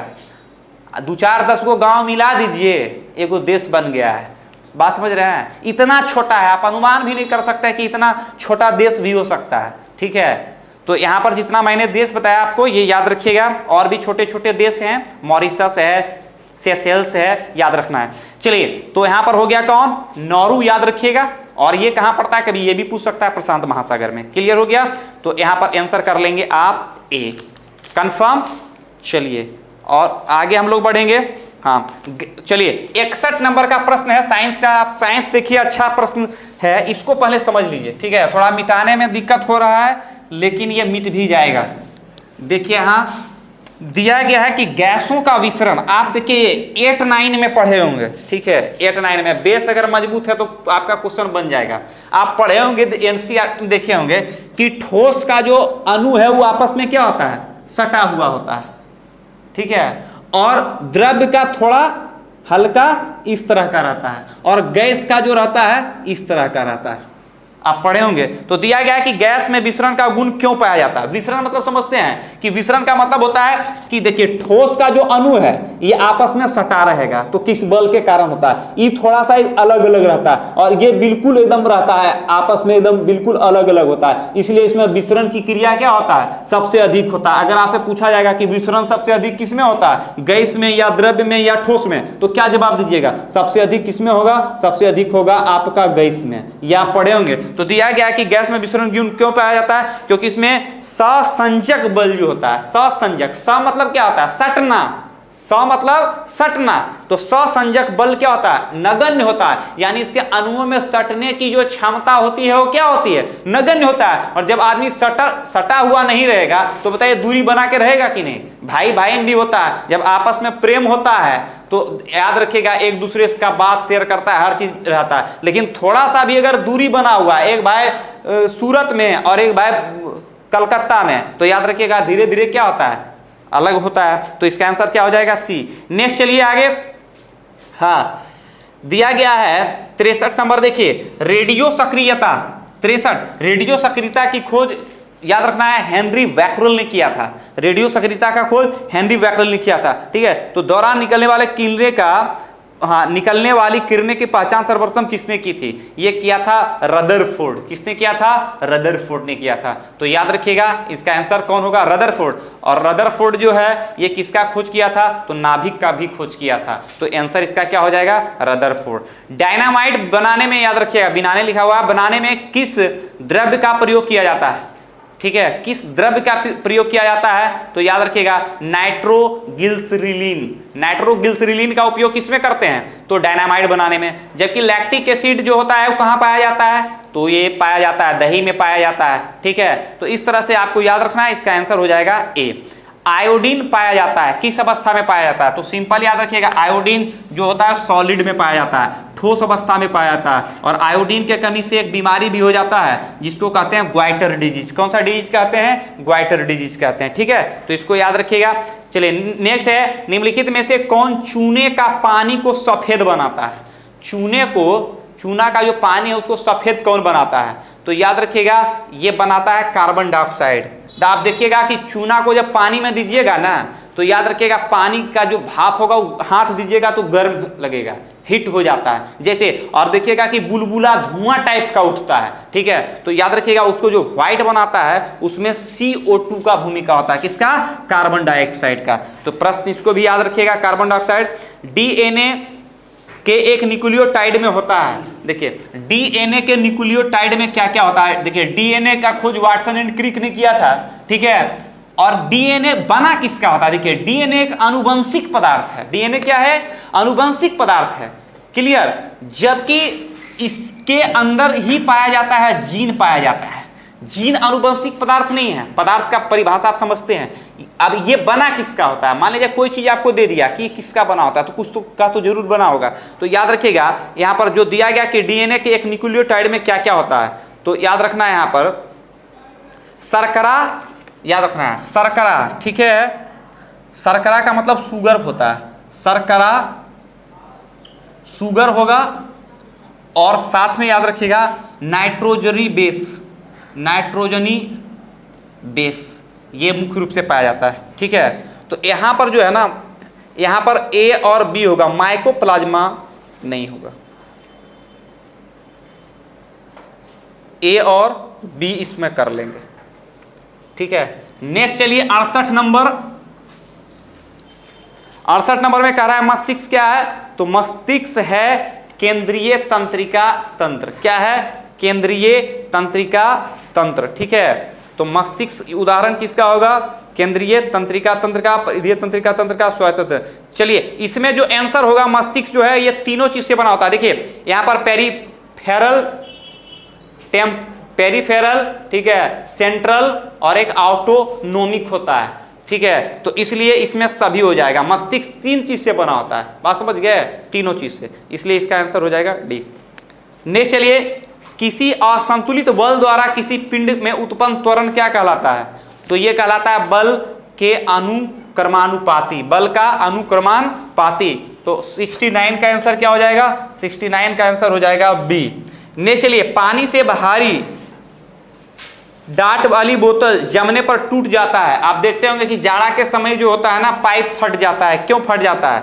तो आपको पता होना चाहिए कि जब जाड़ा में बहुत पाइप फटने का, पाइप बहुत ज़्यादा कड़ा भी हो जाता है ठंडा के समय, ठीक है। और फटने का खास करके जम्मू कश्मीर क्षेत्र में ये घटना, जहाँ ठंडा बहुत अधिक होता है, तो वहाँ क्या होता है, जमने के बाद जल का आयतन क्या होगा, जल का जो आयतन होता है ना, वो क्या होता है, बढ़ जाता है। इसलिए जब आयतन किसी चीज़ का बढ़ेगा तो दूरी क्या करेगा, दूरी उसका बढ़ेगा, और जब दूरी बढ़ेगा तो कोई भी चीज़ क्या होगा, फट जाएगा।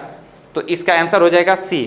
चलिए नेक्स्ट है, जब पानी को बाल्टी काफी तेज, ठीक है, वृत्त में घुमाया जाता है तो पानी बाल्टी से उसकी उच्चतम स्थिति से भी नहीं गिरता है, क्योंकि, ठीक है। जैसे तो याद रखिएगा, इसका कारण क्या होता है, अपकेंद्र बल पानी के वजन से क्या होता है, अधिक होता है। अपकेंद्र बल जो होता है पानी के वजन से क्या होता है, याद रखिएगा, अधिक होता है। और ये भी आपको बताना है कि जैसे हम पानी खींचते हैं, ठीक है, और पानी खींचने के बाद रस्सी क्या होता है, टूटता है, तो आदमी क्या होता है, पीछे की ओर झुकता है।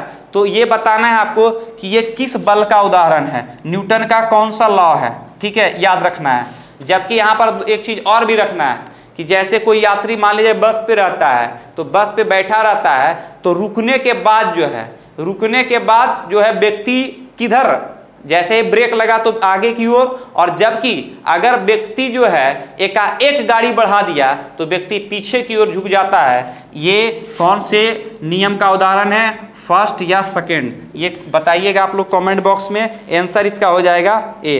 चलिए नेक्स्ट है, जब एक कॉम्पैक्ट डिस्क सूर्य के प्रकाश में देखी जाती है तो इंद्रधनुष के समान रंग दिखाई देता है। इसकी व्याख्या की जा सकती है किसके, तो याद रखना है, ये अपवर्तन तथा विवर्तन के कारण, अपवर्तन एवं विवर्तन की एक परिघटना है, अपवर्तन तथा विवर्तन। तो इसका आंसर हो जाएगा डी। नेक्स्ट चलिए, यदि एक चुंबक के दो भागों में विभक्त कर दिया जाए तो क्या होगा। आप देखिएगा, चुंबक को बचपन में आप खेलते होंगे कि एक चुंबक है, ठीक है, इसको तोड़ दिए, और तोड़ देने के बाद क्या होता है समझिए, अगर विभक्त कर दिया जाए तो क्या होगा, दोनों भाग पृथक पृथक चुंबक बन जाते हैं। दोनों भाग क्या होगा, एक अलग चुंबक बन जाएगा। याद रखना है आपको, जब दोनों को आपस में करते हैं तो दोनों क्या होगा, सट जाता है। तो इसलिए इसका आंसर हो जाएगा ए। चलिए, रडार का उपयोग किस लिए किया जाता है, किसी चीज को पता लगाने में किसका यूज होता है, रडार का यूज होता है, ठीक है। क्योंकि रडार जैसे ही मान लीजिए क्या होता है कि जब उससे रिफ्लेक्स होता है, परावर्तित होता है, ठीक है। मान लीजिए ये रडार है, तो रडार क्या है कि यहाँ रडार लगा हुआ, अब जहाज है, तो ये क्या है कि यहाँ से रिफ्लेक्शन की क्रिया होगा, ठीक है। और ये क्या होता है कि जब इसका रिटर्निंग होगा, तो जब कोई चीज रिटर्न होता है, जैसे सोनार विधि आपने पढ़ा होगा, सोनार विधि में यही प्रोसेस होता है, तो ये रिफ्लेक्स होता है और किसी चीज का पता चल जाता है। जब यहाँ कोई वस्तु है ही नहीं तो क्या होगा, परावर्तन और अपवर्तन का घटना हो ही नहीं सकता है। तो इसलिए आंसर इसका क्या होगा, इसका आंसर हो जाएगा आपका, हाँ, रडार का उपयोग किस लिए किया जाता है, तो जहाज, वायुयान आदि को ढूंढने एवं मार्गदर्शन करने के लिए किया जाता है, जो एयरपोर्ट पर होता है। नेक्स्ट चलिए, रेफ्रिजरेटर का प्रयोग किसमें किया जाता है। रेफ्रिजरेटर का प्रयोग जो है एसी को बीसी में बदलने के लिए, किसको, एसी को बीसी में बदलने के लिए किसका यूज होता है, रेफ्रिजरेटर का। और रेफ्रिजरेटर से ही याद रखना है सीएफसी गैस का भी निष्कासन होता है, क्लोरोफ्लोरोकार्बन का निष्कासन होता है। तो याद रखिएगा इसको। वास्तविक गैस किन परिस्थितियों में आदर्श गैस सा व्यवहार करती है, तो याद रखिएगा निम्न दाब एवं उच्च दाब, निम्न दाब एवं उच्च दाब का, ठीक है। चलिए नेक्स्ट है, रक्त कोषों में मनुष्य का रक्त किस रसायन के साथ मिलकर रखा जाता है। रक्त कोष का मतलब होता है ब्लड बैंक, ठीक है। तो ब्लड बैंक में जो हम लोग रक्त रखते हैं उसमें कोई केमिकल तो जरूर मिलाते होंगे, तो इसमें याद रखिएगा सोडियम नाइट्रेट मिलाया जाता है। क्या मिलाया जाता है, सोडियम नाइट्रेट, ताकि याद रखना कि रक्त क्लॉटिंग ना हो, थक्का ना हो। अब थक्का हो जाएगा तो ब्लड किसी काम का नहीं रहेगा, इसलिए उसको लिक्विड अवस्था में रखना बेहद जरूरी रहता है। तो इसलिए इसका आंसर ए होगा। कपड़ों एवं बर्तनों को साफ करने के लिए इस्तेमाल किए जाने वाला डिटर्जेंट में क्या होता है, तो याद रखिएगा इसमें पाया जाता है सल्फेट। क्या पाया जाता है, सल्फेट, ठीक है। चलिए नेक्स्ट है, भोजन की विषाक्तता उत्पन्न होती है, किसके कारण होती है। भोजन की विषाक्तता जो होती है, आप अभी बरसात के समय देखते होंगे कि भोजन तुरंत खट्टा हो जाता है, किसके कारण, तो बैक्टीरिया, याद रखिएगा clostridium, clostridium botulinum, Clostridium botulinum bacteria के द्वारा भोजन में विषाक्तता हो जाता है, जिसको खाने से हम लोग बीमार पड़ जाते हैं। याद रखिएगा। वनस्पति विज्ञान की वह शाखा जिसके अंतर्गत कवकों का अध्ययन किया जाता है क्या कहलाता है? तो माइकोलॉजी। कवक का अध्ययन माइकोलॉजी, शैवाल का अध्ययन फाइकोलॉजी कहलाता है। ठीक है। और माइक्रोबायोलॉजी में किसका अध्ययन करते हैं? तो याद रखिएगा, इसमें हम करते हैं सूक्ष्म जीवों का। ठीक है। अब बस थोड़ा सा 10 मिनट और रुक जाइए, बस थोड़ा सा क्लियर हो जाएगा। करंट तो आप लोग का अच्छा ही होगा। ठीक है। देखिए, प्रधानमंत्री नरेंद्र मोदी, ठीक है, प्रधानमंत्री नरेंद्र मोदी, एक चीज ये याद रखिएगा, प्रधानमंत्री नरेंद्र मोदी जनधन योजना का शुरुआत जो है ना, ये 2014 में किया था। ठीक है। और प्रभावी जो हुआ था, ये प्रभावी हुआ 28 अगस्त 2014 से प्रभावी हुआ। ठीक है। जनधन योजना में खाता खोला गया, लगभग 40 लाख खाता खोला गया। ठीक है। और खाता खुला, खाता चला भी गया, कहाँ उसका कोई माई बाप है ही नहीं। ठीक है। 8 लाख खाता, अभी जो सर्वे आया है कि 8 लाख खाता को ही 500 रुपया मोदी जी जो है 500 आपको पास भी गया होगा, घर में पूछ लीजिएगा। ठीक है। 500 रुपया जो है अप्रैल मई और जून मिला है। ठीक है। 500 रुपया मिला है। तो ये याद रखना है कि यहां से प्रश्न पूछ सकता है कि जनधन योजना जो है 2014 में प्रारंभ हुआ और इसका कितना साल पूरा हुआ। ठीक है। तो 14 से डायरेक्ट नहीं जोड़ लीजिएगा। ठीक है। 14 अगस्त से जोड़िएगा, 14 अगस्त से जोड़िएगा तो फिर 15, फिर उसके बाद 16, फिर 17, फिर 18, 19, तो इसका लगभग टोटल हो गया कितना? 6 साल हो गया। ऐसे आप 14, 15, 16, 17, 18, 19, 20 जोड़िएगा, बहुत ज्यादा हो जाएगा। तो इसका 6 वर्ष पूरा हो गया, किसका? जनधन योजना का। क्लियर हो गया। तो दिया गया है मोदी जी, हाँ, आजीविका के अवसरों को बढ़ावा देने के लिए 20 जून को किस योजना का शुरुआत किया है? तो गरीब कल्याण रोजगार योजना, गरीब कल्याण रोजगार योजना का। ठीक है। चलिए, 2 नंबर है, किस देश में चीन के उद्गर एवं अन्य जनजातीय अल्पसंख्यकों के खिलाफ चलाए उसके अभियान के लिए दंडित करने के लिए एक विधेयक पर हस्ताक्षर किया है? कौन सा देश? तो याद रखिएगा, ये देश है USA, अमेरिका। ठीक है। याद रखिएगा। नेक्स्ट है सर गारफील्ड सोबर्स, ठीक है, ICC player of the year trophy किसे नवाजा गया है? तो याद रखिएगा, ये कोई व्यक्ति नहीं है, ये व्यक्ति जो पिछला वर्ल्ड कप जिताया गया था, आप जानते ही होंगे, बेन स्टोक। ठीक है। तो नाम हो जाएगा बेन स्टोक, और बेन स्टोक खिलाड़ी जो है ये इंग्लैंड का है। कहाँ का? इंग्लैंड का। तो आप याद रखिएगा, इंग्लैंड। ठीक है। चलिए, नेक्स्ट है 28वां सरस्वती सम्मान किसे सम्मानित किया गया है? तो ये दिया गया है वासुदेव मोही को। किसको? वासुदेव मोही। और लेटेस्ट ज्ञानपीठ पुरस्कार दिया गया है केरल के जो राइटर हैं अच्युतानंदन। ठीक है। और इससे पहले दिया गया था किसको? अमिताभ घोष को दिया गया था। ठीक है। ये दिया गया था ज्ञानपीठ पुरस्कार। तो 18, 19 आपको याद रखना है। 20 में कोई अवार्ड अभी तक बहुत कम ही अवार्ड मिला है, और जितना मिला है आपको बता दिया जाएगा। चुन्नी गोस्वामी किस खेल से संबंधित है? ठीक है। चुन्नी गोस्वामी कभी कभी खेल से रिलेटेड विविध में पूछता है, तो याद रखिएगा यह है फुटबॉल से। फुटबॉल से क्या प्रश्न पूछ सकता है? तो वर्ल्ड में भारत फीफा के अनुसार 108वें नंबर पर है वर्ल्ड में, ये याद रखना है। और पहला स्थान अगर पूछा जाएगा तो याद रखिएगा फुटबॉल से पहला स्थान बेल्जियम का है। बेल्जियम। लेटेस्ट अगर वर्ल्ड कप पूछेगा कि कौन जीता है फीफा वर्ल्ड कप, विश्व कप, तो जीता है फ्रांस। किसको हराकर? क्रोएशिया को। इससे और क्या पूछ सकता है कि लेटेस्ट फीफा वर्ल्ड कप में सबसे अधिक पैसा कमाने वाला खिलाड़ी कौन है? लेटेस्ट बता रहा हूं, तो यह है लियोनेल मेसी। आप अनुमान भी नहीं कर सकते हैं, आप अनुमान भी नहीं कर सकते हैं कि इतना पैसा एक साल में कमाता है। जीवन में तो आप सोच भी नहीं सकते हैं। ठीक है। लगभग 191 अरब डॉलर उसको टोटल कमाई है एक साल का। तब आप अंदाजा लगा सकते हैं कि अरब डॉलर कमाई एक साल में कमा रहा है, तो सोच भी नहीं सकते हैं। तो आंसर हो जाएगा इसका ये। चलिए, प्राकृतिक के सद्भाव कार्यक्रम किसकी पहल है? यह है संयुक्त राष्ट्र महासभा का, जिसको हम UNO कहते हैं। क्या कहते हैं? UNO। और इसका स्थापना कब हुआ? 24 अक्टूबर में भी 1945। ठीक है। और UNO का हम भारत सदस्य भी है, और टोटल सदस्य 193। याद रखिएगा। चलिए, नेक्स्ट है ट्रैफिक वन्यजीव व्यापार निगरानी नेटवर्क किसका एक संयुक्त संरक्षण है? तो ये है WWF और IUCN, ठीक है, याद रखना है वर्ल्ड वाइल्ड फंड, ठीक है, वर्ल्ड वाइल्ड फंड, ठीक है, आंसर हो जाएगा ए। नेक्स्ट है अरिवड़ा शब्द किससे संबंधित है? अरिवड़ा शब्द किससे संबंधित है? तो कछुओं का सामूहिक घोंसला। कछुओं का सामूहिक घोंसला देखने के लिए जाना है तो आप उड़ीसा चले जाइएगा, भीतरकनिका, भीतरकनिका राष्ट्रीय उद्यान, ठीक है, यहां पर खूब कछुआ पाया जाता है। तो भीतरकनिका कहां पाया जाता है, किस राज्य में है? तो उड़ीसा में। तो इसका आंसर हो जाएगा डी। उसके बाद दिया गया है पारिस्थितिक, हाँ 10वां नंबर देखिए, पारिस्थितिकी में स्तरीकरण शब्द किससे संदर्भित है? स्तरीकरण शब्द किससे संबंधित है? तो विभिन्न स्तर पर व्याप्त विभिन्न प्रजातियों को ऊर्ध्वाधर वर्टिकल वितरण से है। जैसे आप देखिएगा, इसका आप पढ़े होंगे इकोसिस्टम में, तो ऐसे ग्राफ देखे होंगे आप, इस तरह का ग्राफ, इस तरह का, ठीक है। आप देखिए producer, primary consumer, secondary consumer, tertiary consumer. और जैव विविधता में इस तरह का इंगित क्या करता है कि इस तरह का जो ग्राफ है ना, तो ई वाला देखिए एरिया बड़ा है, इससे थोड़ा सा, इसका बाद ही छोटा है, सबसे छोटा ही है, तो यहाँ पर सबसे ज़्यादा क्या पाया जाएगा? सबसे ज़्यादा प्रोड्यूसर पाया जाएगा, ठीक है। प्रोड्यूसर का मतलब उत्पादक पेड़ पौधा ज़्यादा पाया जाएगा। फिर आपका प्राइमरी कंज्यूमर पाया जाएगा, उसके बाद क्या पाया जाएगा? Secondary consumer. और सबसे कम कौन हो जाएगा? टर्सरी कंज्यूमर होगा। यानी किसी जंगल में सबसे अधिक क्या होगा? किसी जंगल में सबसे अधिक पेड़ पौधे होंगे और सबसे कम कौन होगा? टर्सरी कंज्यूमर, यानी बाघ सिंह सबसे कम होगा।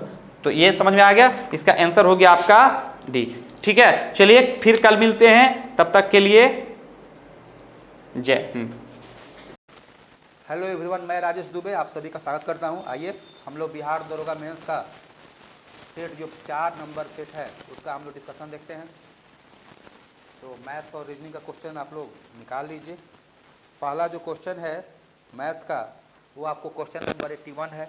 आइए 81 से हम लोग देखते हैं। क्वेश्चन नंबर 81 देखिए, क्वेश्चन नंबर 81 नंबर क्वेश्चन देखिए, कह रहा है कोई धन चक्रवृद्धि ब्याज की एक निश्चित दर से 2 वर्षों में 2.1/4 गुना हो जाती है। तो देखिए 2 वर्ष में 2.1/4,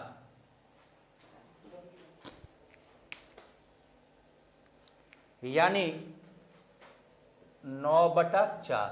तो ये आपका ए हो जाएगा और ये आपका पी हो जाएगा। ऊपर वाला ए मतलब अमाउंट मिश्रधन हो गया, और नीचे वाला पी मतलब प्रिंसिपल मूलधन हो गया। अब देखिए चूंकि समय 2 वर्ष है, समय कितना है? 2 वर्ष है, तो हम लोग इसको कैसे बनाएंगे? ए लिख देंगे और पी लिख देंगे। ए कितना है? 9, अब पी कितना है? 4। 2 वर्ष का है तो स्क्वायर रूट करेंगे, 2 वर्ष का है तो स्क्वायर रूट करेंगे। 3 वर्ष का रहता तो क्यूब रूट करते, 4 वर्ष का रहता तो फोर्थ रूट करते, जितने साल का रहता है उतने साल का करते हैं।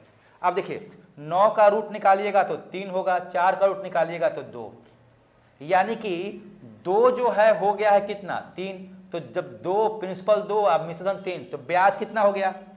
ब्याज आपका हो गया 1 का। आपको निकालना क्या है? दर क्या है? दर निकालना है तो दर बराबर आप जानते हैं ब्याज गुने 100, 1 गुने 100, आप बटा में कितना? मूलधन आपका 2 है, काट देंगे 50% आंसर हो जाएगा। 50% यानी इसका आंसर हो जाएगा डी नंबर 81 का डी, 81 का डी हो जाएगा। आगे बढ़े।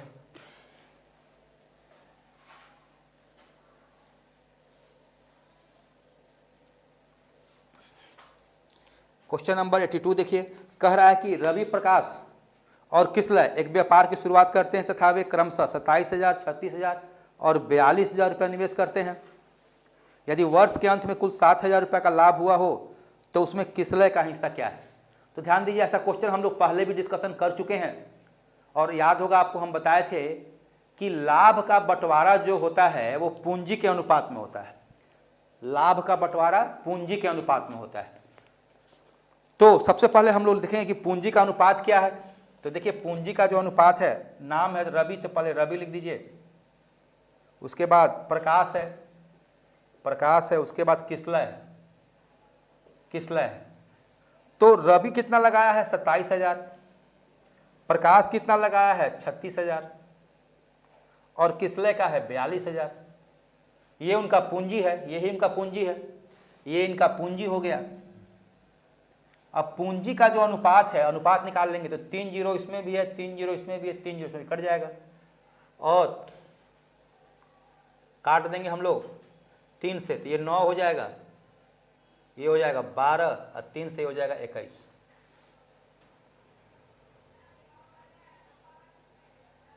तीन से 14 3 42, ये 14 हो जाएगा, 14 3 42। देखिए क्या किए, रवि प्रकाश किसने लिख दिए, 27,000 था, 36,000 था, 42,000 था, लिख दिए, 3 3 जीरो कट गया, फिर 3 से 3 9 27, 3 से 12 और 14 3 42, 14 बार में कट गया, यानी कि इनके पूंजी का जो अनुपात हो गया 9 12 और 14। अब ये पुनः फर्दर नहीं कटेगा, इसलिए हम लोग इसको इतना ही छोड़ देंगे। अब हमको किसका लाभ निकालना है, देखिए किसलय का, तो किसलय का अनुपात कितना है, 14 है, तो किसलय का लाभ हो जाएगा, किसलय का लाभ हो जाएगा, टोटल लाभ है आपका 7,000 गुने इसका रेशियो है 14 और नीचे में तो तीनों का सम लिखते हैं, तो 12 9 21 हुआ, 21 से 14 35, नीचे में हो जाएगा 35, तो 35 से कट गया 2 बार में, 200, 14 दूना 28, 2800 रुपया इसका आंसर हो जाएगा, यानी 82 का हो जाएगा बी, 82 का हो जाएगा बी नंबर। आगे बढ़ा जाए।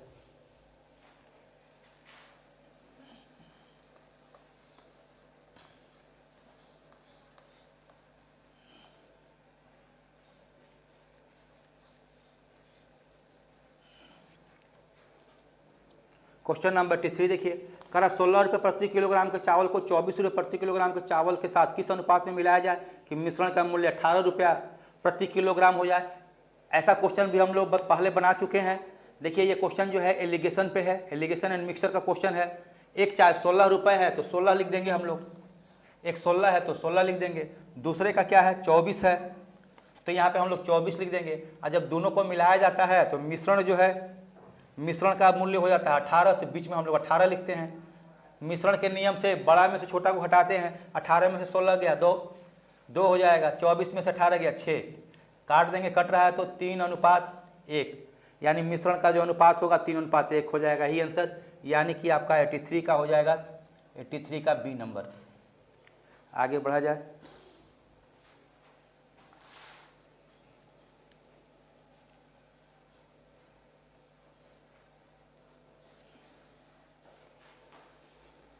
एट्टी 84 नंबर देखिए, कह रहा है एक नाविक धारा के विपरीत 1 घंटा में 2 किलोमीटर तक नाव खेता है और धारा के साथ 10 मिनट में 1 किलोमीटर तक नाव खेता है। ज्ञात कीजिए कि स्थिर जल में 5 किलोमीटर की दूरी तय करने में कितना समय लगेगा। तो ध्यान दीजिए, आपको पता होगा कि धारा के विपरीत चल रहा है तो ऊर्ध्व प्रवाह में, और धारा के साथ चल रहा है तो अनुप्रवाह में, और स्थिर जल में नाव का चाल निकालना होता है तो हम लोग दोनों के चाल को जोड़ के 2 से भागा दे देते हैं। तो देखिए धारा के विरुद्ध वह कितना जाता है, तो 1 घंटा में 2 किलोमीटर 2 जाता है, और धारा के साथ 10 मिनट में 1 किलोमीटर जाता है। धारा के साथ 10 मिनट में जाता है 1 किलोमीटर, तो ये चूंकि 1 घंटा का है तो इसका भी 1 घंटा का निकालेंगे, तो 60 मिनट में कितना जाएगा 6, यानी कि 6 किलोमीटर जाएगा, यानी धारा के साथ उसका चाल हो गया 6। तो शांत जल में नाव की चाल, शांत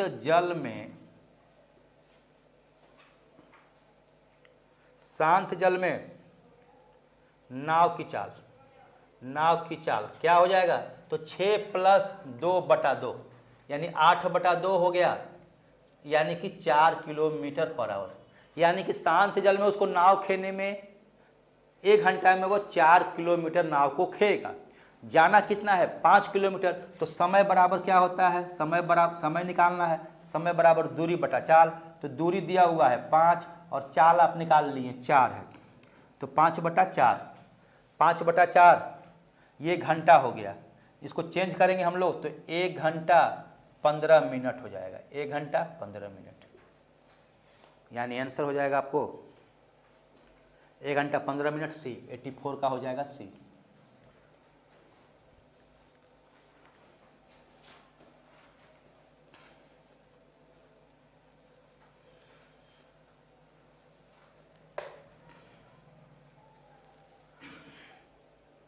क्वेश्चन नंबर 85 देखिए, एक रेलगाड़ी अपनी ही दिशा में क्रमशः 2 किलोमीटर प्रति घंटा तथा 4 किलोमीटर प्रति घंटा की चाल से जा रहे दो व्यक्तियों को क्रमशः 9 सेकेंड तथा 10 सेकेंड में पार करती है। इस रेलगाड़ी की लंबाई कितनी है?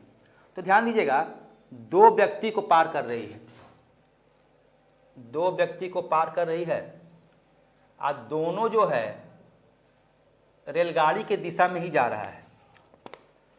तो आपको पता होगा कि रेलगाड़ी की दिशा में जा रहा है तो चाल दोनों का घट जाता है, सेम डायरेक्शन में चाल घट जाता है, आपेक्षिक चाल जो होता है रिलेटिव स्पीड घट जाता है, और अपोजिट डायरेक्शन आता है तो जुड़ जाता है। यहाँ पर तो दोनों सेम डायरेक्शन में चल रहा है, तो ट्रेन की लंबाई जो होगी वो पहले व्यक्ति को पार करे या दूसरे व्यक्ति को पार करे, ट्रेन की लंबाई तो सेम होगी। और आदमी को जब कोई ट्रेन पार करती है तो वो उसके लंबाई के बराबर, ट्रेन अपनी लंबाई के बराबर दूरी तय करती है। जब किसी आदमी को कोई ट्रेन पार करती है तो ट्रेन अपनी लंबाई के बराबर दूरी पार करती है। अब दूरी बराबर क्या होता है आप जानते हैं, या ट्रेन की लंबाई यहाँ पे क्या हो जाएगा, वो दूरी के बराबर हो जाएगा। और दूरी बराबर क्या होता है, चाल गुने समय। तो ट्रेन की चाल हम मान लेते हैं, ट्रेन की चाल हम मान लेंगे x किलोमीटर पर आवर। तो इसका 2 है, इसका चाल, पहले व्यक्ति का चाल कितना है 2, तो दूरी बराबर चाल गुने समय यानी x - 2, और समय कितना लग रहा है 9 सेकेंड। और दूसरा वाला जो है x - 4 और गुने कितना 10 हो जाएगा। तो देखिए अब यहाँ पे क्या हो जाएगा, साफ साफ आपको दिख रहा होगा कि ये 9x - 18 हो जाएगा और ये 10x - 40 हो जाएगा। x वाले को उस साइड भेजेंगे तो यहाँ पे x बराबर हो जाएगा 22, x बराबर क्या हो जाएगा 22। अब हमको निकालना क्या है, हमको निकालना है ट्रेन की लंबाई। तो ट्रेन की लंबाई x का मान या तो इसमें पुट कर दीजिए या तो इसमें पुट कर दीजिए। तो इसमें पुट करेंगे तो 22 - 2 गुने 9 हो जाएगा, यानी 20 गुने, चूंकि देखिए ये मीटर पर सेकेंड में निकालना है तो इसको 5/18 से गुना कर देंगे और गुने 9 हो जाएगा। 9 दूना 18, 2 से कट गया 10, 10 × 5 = 50 मीटर, 10 × 5 हो जाएगा 50 मीटर।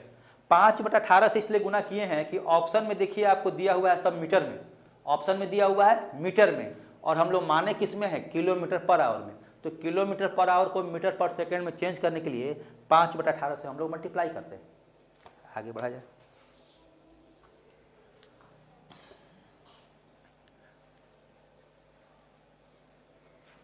थोड़ा सा इसको भीगाइए, इसको थोड़ा भीगा दीजिए इसको। चलिए आइए हम लोग अगला क्वेश्चन देखते हैं। अगला क्वेश्चन है 86 नंबर, 86 है। 86 नंबर देखिए कह रहा है क्या, 500 व्यक्तियों की एक छावनी में 24 दिन के लिए भोजन था, 300 व्यक्तियों का एक जत्था और आ पहुंचता है, अब भोजन कितने दिन चल जाएगा। तो ध्यान दीजिए 500 व्यक्ति जो है 24 दिन तक खा सकता था, 500 व्यक्ति 24 दिन तक खा सकता था, और 300 व्यक्ति और आ जाता है, तब भोजन कितने दिन चलेगा। तो देखिए स्पष्ट है कि 500 व्यक्ति खाता 24 दिन, 300 व्यक्ति और आ गया तो अब तो 800 व्यक्ति हो गया। तो 800 व्यक्ति जब हो गया तो कम ही दिन चलेगा। तो कितना दिन चलेगा आपको यही बताना है। तो कैसे बनाएंगे इसको देखिए, शुरू में 500 व्यक्ति था तो हम लोग 500 गुने 24 लिख देंगे, 500 गुने कितना लिख देंगे 24, क्या हो गया चल नहीं रहा सब मारकर। अब देखिए उसके बाद क्या करेंगे, उसके बाद 300 व्यक्ति और आ गया, तो जब 300 व्यक्ति और आ गया तो 500 और 300 उसमें जोड़ देंगे, तो अब कितना व्यक्ति हो जाएगा 800 व्यक्ति हो जाएगा, 800 व्यक्ति हो जाएगा। तो 800 व्यक्ति हो जाएगा तो यहाँ पे हम लोग लिख देंगे 800 और कितना दिन चलेगा, टाइम निकालना है तो t से मल्टीप्लाई कर देंगे। तो देखिए 2 0 से 2 0 कट गया और ये 8 से कट गया 3 बार में, तो ये टोटल हमारा कितना हो गया 15, यानी t बराबर कितना हो गया 15, यानी 15 दिन चलेगा। 86 का आंसर हो जाएगा डी, 86 का आंसर हो जाएगा डी। आगे बढ़ा जाए,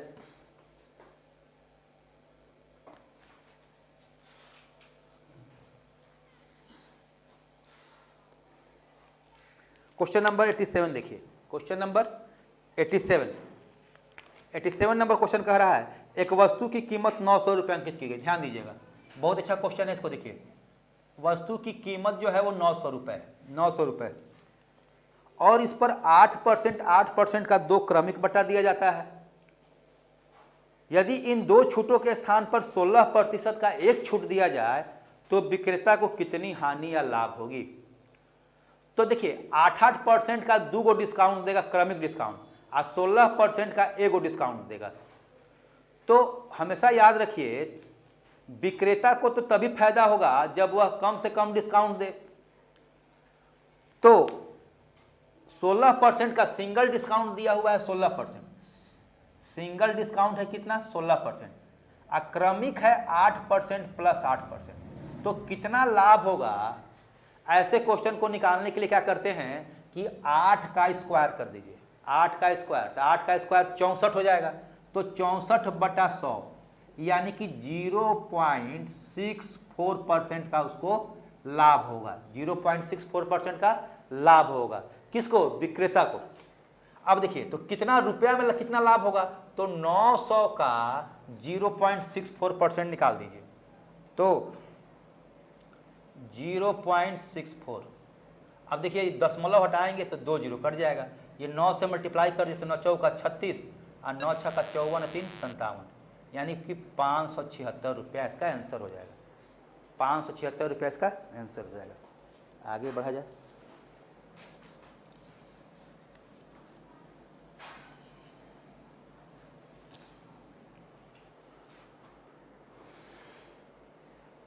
क्वेश्चन कह रहा है कि 3 क्रमागत संख्याओं का योग 87 है तो द्वितीय संख्या कौन सी होगी? तो सुनिए, क्रमागत संख्याओं का 3 क्रमागत संख्याओं का योग 87 है तो द्वितीय संख्या कौन सी होगी? तो द्वितीय संख्या यानी कि औसत होगा, बीच वाला होगा। क्या होगा? बीच वाला होगा। तो जब यदि क्रमागत संख्या दिया हुआ हो, क्रमागत संख्या दिया हुआ हो और बीच वाला संख्या निकालना हो, क्या निकालना हो? बीच वाली संख्या निकालना हो, तो इसका अर्थ यह हुआ कि हमको औसत निकालना है। क्या निकालना है? औसत। और औसत आप जानते हैं क्या होता है? औसत होता है संख्याओं का योग बटा संख्याओं की कुल संख्या। तो संख्याओं का योग दिया हुआ है 87, संख्याओं का योग दिया हुआ है 87, और संख्या के गो है? 3 गो। तो 3 से इसको काट देंगे तो 3 से हमारा कट जाएगा कितने बार में? 29 बार में, यानी कि बीच वाली संख्या हमारी हो जाएगी 29। बीच वाली संख्या क्या हो जाएगी? 29। अब आप इसको देख भी सकते हैं, जब बीच वाली संख्या 29 होगी यानी 28 प्लस 29 प्लस 30, इसको जोड़ेंगे तो आप जो है वो 87 के बराबर आ जा रहा है। आगे क्वेश्चन नंबर 89।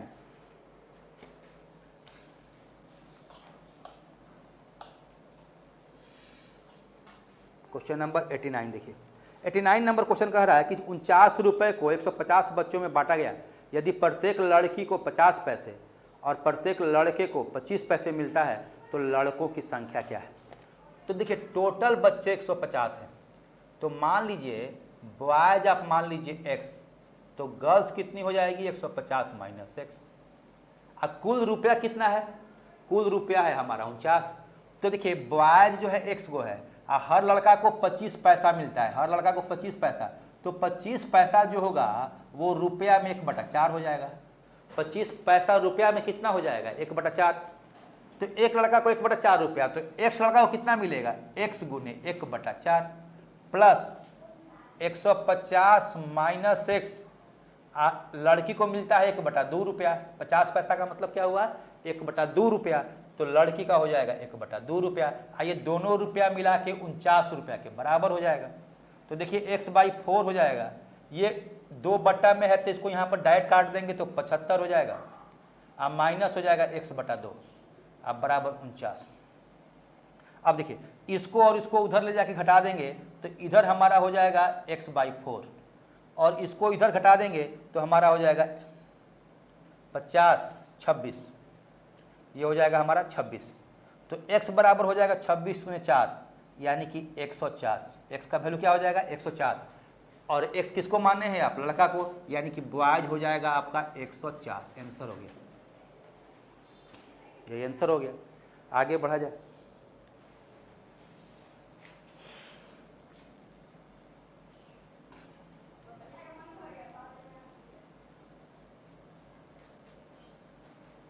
क्वेश्चन नंबर 90 देखिए, 90 में दिया हुआ है 4a बराबर 3b।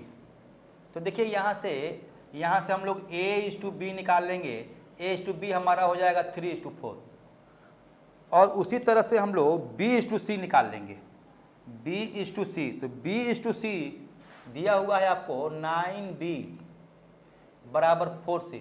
तो यहाँ से b/c हमारा क्या हो जाएगा 4:9, उल्टा हो जाता है। तो b हो जाएगा 4:9।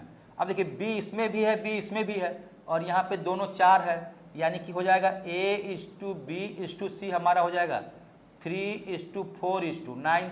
लेकिन हमको निकालना तो केवल a/c है, तो a/c निकालना है, यानी 3 और 9, a/c हमारा क्या हो जाएगा 3:9, काट देंगे 1:3 आंसर हो गया। आगे बढ़ा जाए।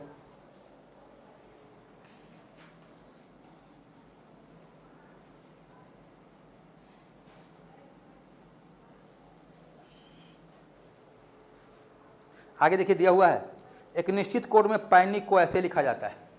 तो देखिए पैनिक है, पैनिक को लिखा जाता है KZMRX। अब देखिए ये 16 है। ऐसा क्वेश्चन भी हम आपको बताए थे पहले ही बनाने के लिए, किस तरह का कोडिंग डिकोडिंग का क्वेश्चन हो तो आप जो है उसका नंबर लिख देंगे तो तुरंत पता चल जाएगा कि क्या सीक्वेंस हो रहा है। तो ये 16 है, ये 1 है, ये 14 होता है, I होता है 9, 80 होता है 3, K होता है 11, Z हो गया 26, M हो गया 13, R हो गया 18, ये 24। ऐसे ही दिख रहा है कि देखिए 16 और 11 27 हो गया, 1 और 26 27 हो गया, 14 और 13 27 हो गया, यानी कि जोड़ करके 27 के बराबर हो रहा है। मान किसका निकालना है आपको, तो OPERATION।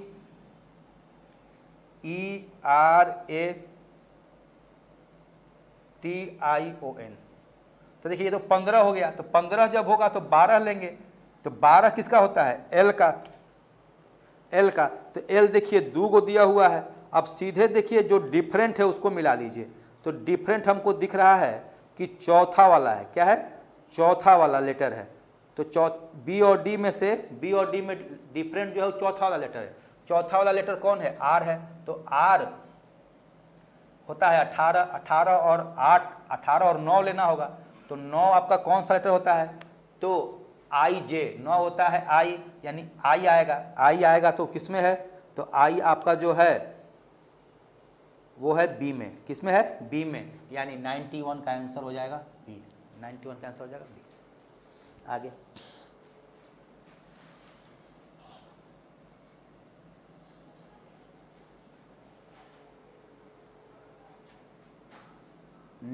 नंबर देखिए, कह रहा है निश्चित कोड भाषा में 785 का अर्थ है स्कूल इज ओवर,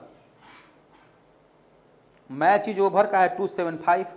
तो देखिए इज ओवर दोनों में कॉमन है, इज ओवर दोनों में क्या है कॉमन है, और अंक में क्या दोनों में कॉमन है, तो 7 और 5, यानी इज ओवर का हो जाएगा, इज ओवर का आपको हो जाएगा 7 और क्या हो जाएगा 5।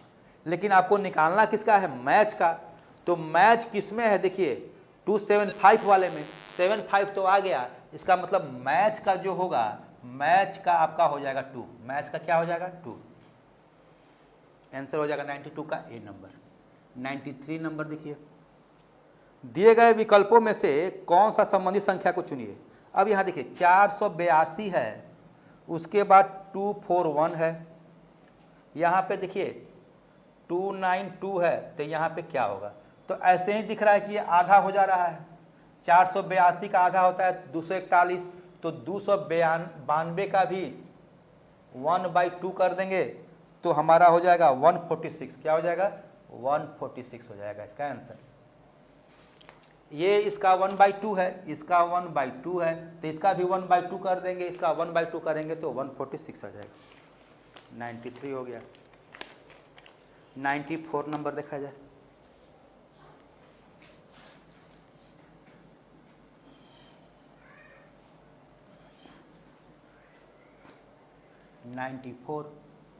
$94 नंबर में देखिए कह रहा है कमलेश अनिल का भाई है। तो कमलेश जो है वो भाई है अनिल का। अनिल का। सुंदरी मदन की बहन है, अनिल सुंदरी का पुत्र है। अनिल जो है पुत्र है किसका? सुंदरी का। तो आपको बताना है कि कमलेश का सुंदरी से क्या संबंध है। तो देखिए ये दोनों आपस में भाई है और ये इसका पुत्र है। सुंदरी का पुत्र है अनिल और अनिल का भाई है कमलेश। तो जब सुंदरी का पुत्र है अनिल, आइए इसका भाई है कमलेश, तो इसका मतलब कमलेश भी जो होगा सुंदरी का क्या होगा? पुत्र होगा। कमलेश भी सुंदरी का पुत्र होगा। तो आपको बताना है कि कमलेश का सुंदरी से क्या संबंध है। तो कमलेश जो होगा, कमलेश सुंदरी का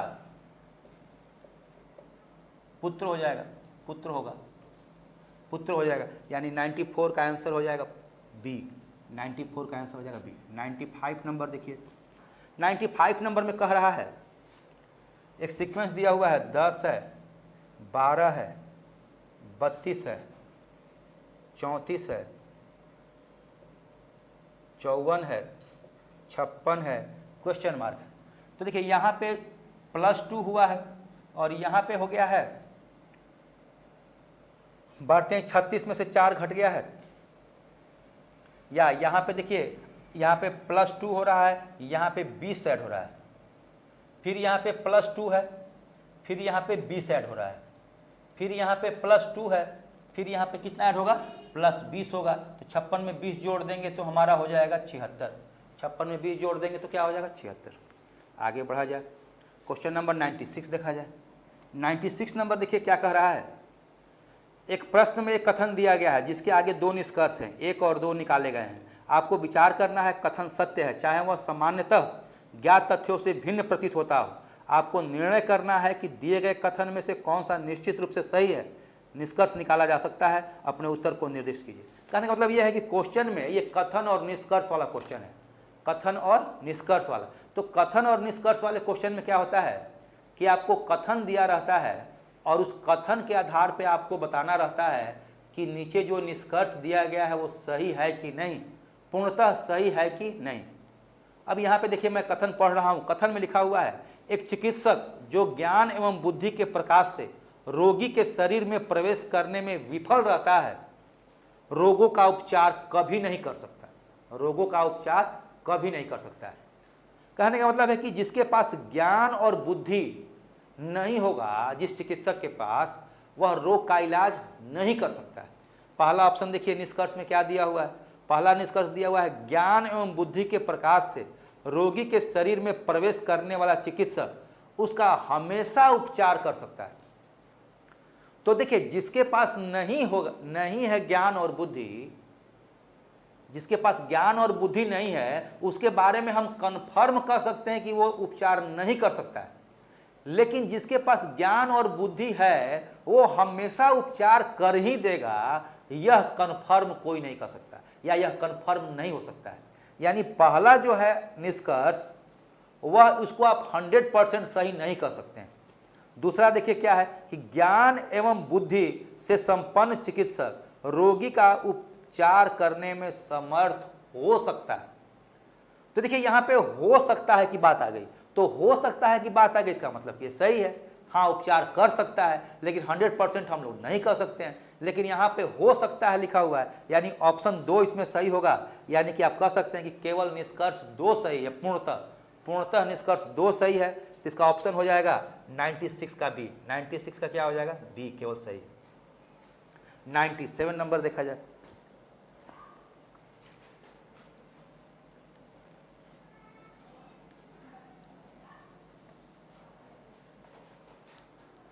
नंबर देखिए, 97 नंबर में दिया हुआ है 121 है और ये 100 है और यहाँ पे 21 है, ये 81 है, ये 64 है, यहाँ 17 दिया हुआ है, ये 49 है, यहाँ पे दिया हुआ है 25, यहाँ पे 12 है, यहाँ पे 100 है, यहाँ पे 36 है, यहाँ पे क्या। तो देखिए ये 11 का होता है, 11 का होता है स्क्वायर, और ये जो है 10 का होता है। 11 और 10 जोड़ेंगे तो 21 हो जाएगा। ये 9 का स्क्वायर होता है, ये 8 का स्क्वायर होता है, 9 8 जोड़ेंगे तो 17 हो जा रहा है। ये 7 का स्क्वायर होता है, ये 5 का स्क्वायर होता है, 7 5 को जोड़ेंगे तो 12 हो जा रहा है। उसी तरह से इसको देखिए, ये 10 का स्क्वायर है और ये 6 का स्क्वायर है, तो 10 और 6 जोड़ेंगे तो हमारा क्या हो जाएगा? 16 हो जाएगा। 10 और 6 जोड़ेंगे तो 16 हो जाएगा।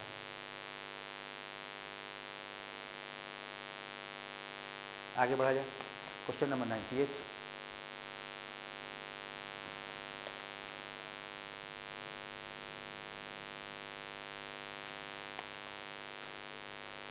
नंबर देखिए दिया हुआ है कि नीचे एक पासे की 4 स्थिति दी गई है, एल के प्रतिकूल कौन सा होगा। तो देखिए एल के प्रतिकूल मतलब एल के अपोजिट कौन सा होगा। तो यदि आप पासा देख रहे हैं तो आपको स्पष्ट दिख रहा है कि एल के अपोजिट कभी भी एच तो नहीं होगा। ऑप्शन दिया हुआ है के, बी में दिया हुआ है आपको जे, सी में दिया हुआ है एच और डी में दिया हुआ है एम। तो देखिए एल के अपोजिट कह रहा है, एल के अपोजिट देखिए एच तो कभी नहीं होगा क्योंकि एच इसके बगल में आपको साफ साफ दिख रहा है, और जे भी नहीं होगा। तो देखिए एच और जे तो ऐसे ही कट गया। उसके बाद देखिए आपको दिख रहा है कि अब बच गया आपको के और एम। तो यहाँ पे आप क्या देख रहे हैं कि एच के ऊपर है एल, एच के ऊपर है एल, और यहाँ पे दूसरे पासे में एच के ऊपर के दिखा रहा है, यानी निश्चित रूप से एल का अपोजिट हो जाएगा क्या, एल का अपोजिट के हो जाएगा, एम भी नहीं होगा। क्वेश्चन नंबर 99 देखिए। 99 नंबर जो है आपको काउंट करने वाला है। 99 जो है काउंट करने वाला है। 99 में आप फिगर देख रहे होंगे, इसमें आपको वर्ग काउंट करना है। आपको स्पष्ट दिख रहा होगा कि 99 में काउंट कर लेना है। इसमें ये आपका आ जाएगा 15 काउंट करने के बाद, यानी कि इसका आंसर हो जाएगा आपका बी नंबर। 100 नंबर देख लीजिए। 100 नंबर ये सीक्वेंस है, सीरीज है। 100 नंबर में सीक्वेंस और सीरीज है। यहाँ पे आपको दिया हुआ है A dash B, A B B A, फिर डैश, फिर दिया हुआ है A B B A dash B A. तो यहाँ पे यदि आप ए पुट कर दें, ऑप्शन नंबर ए पुट कर दें और ये बी हो जाएगा, उसके बाद यहाँ पे ए पुट कर दे और यहाँ पे पुट कर दे बी, तो ये एक सीक्वेंस के रूप में आपको आ जा रहा है, एक सीक्वेंस, एक सीरीज बना ले रहा है। अतः 100 का आंसर हो जाएगा 100 का हो जाएगा। इस तरह से हम लोग का आज का सेट का पूरा कंप्लीट हो गया। चलिए आगे आप लोग पढ़ते रहिए, मेंस का एग्जाम बहुत नज़दीक है, तैयारी करते रहिए। आगे हम लोग इसको अगला सेट में हम लोग देखेंगे डिस्कशन। Thank you.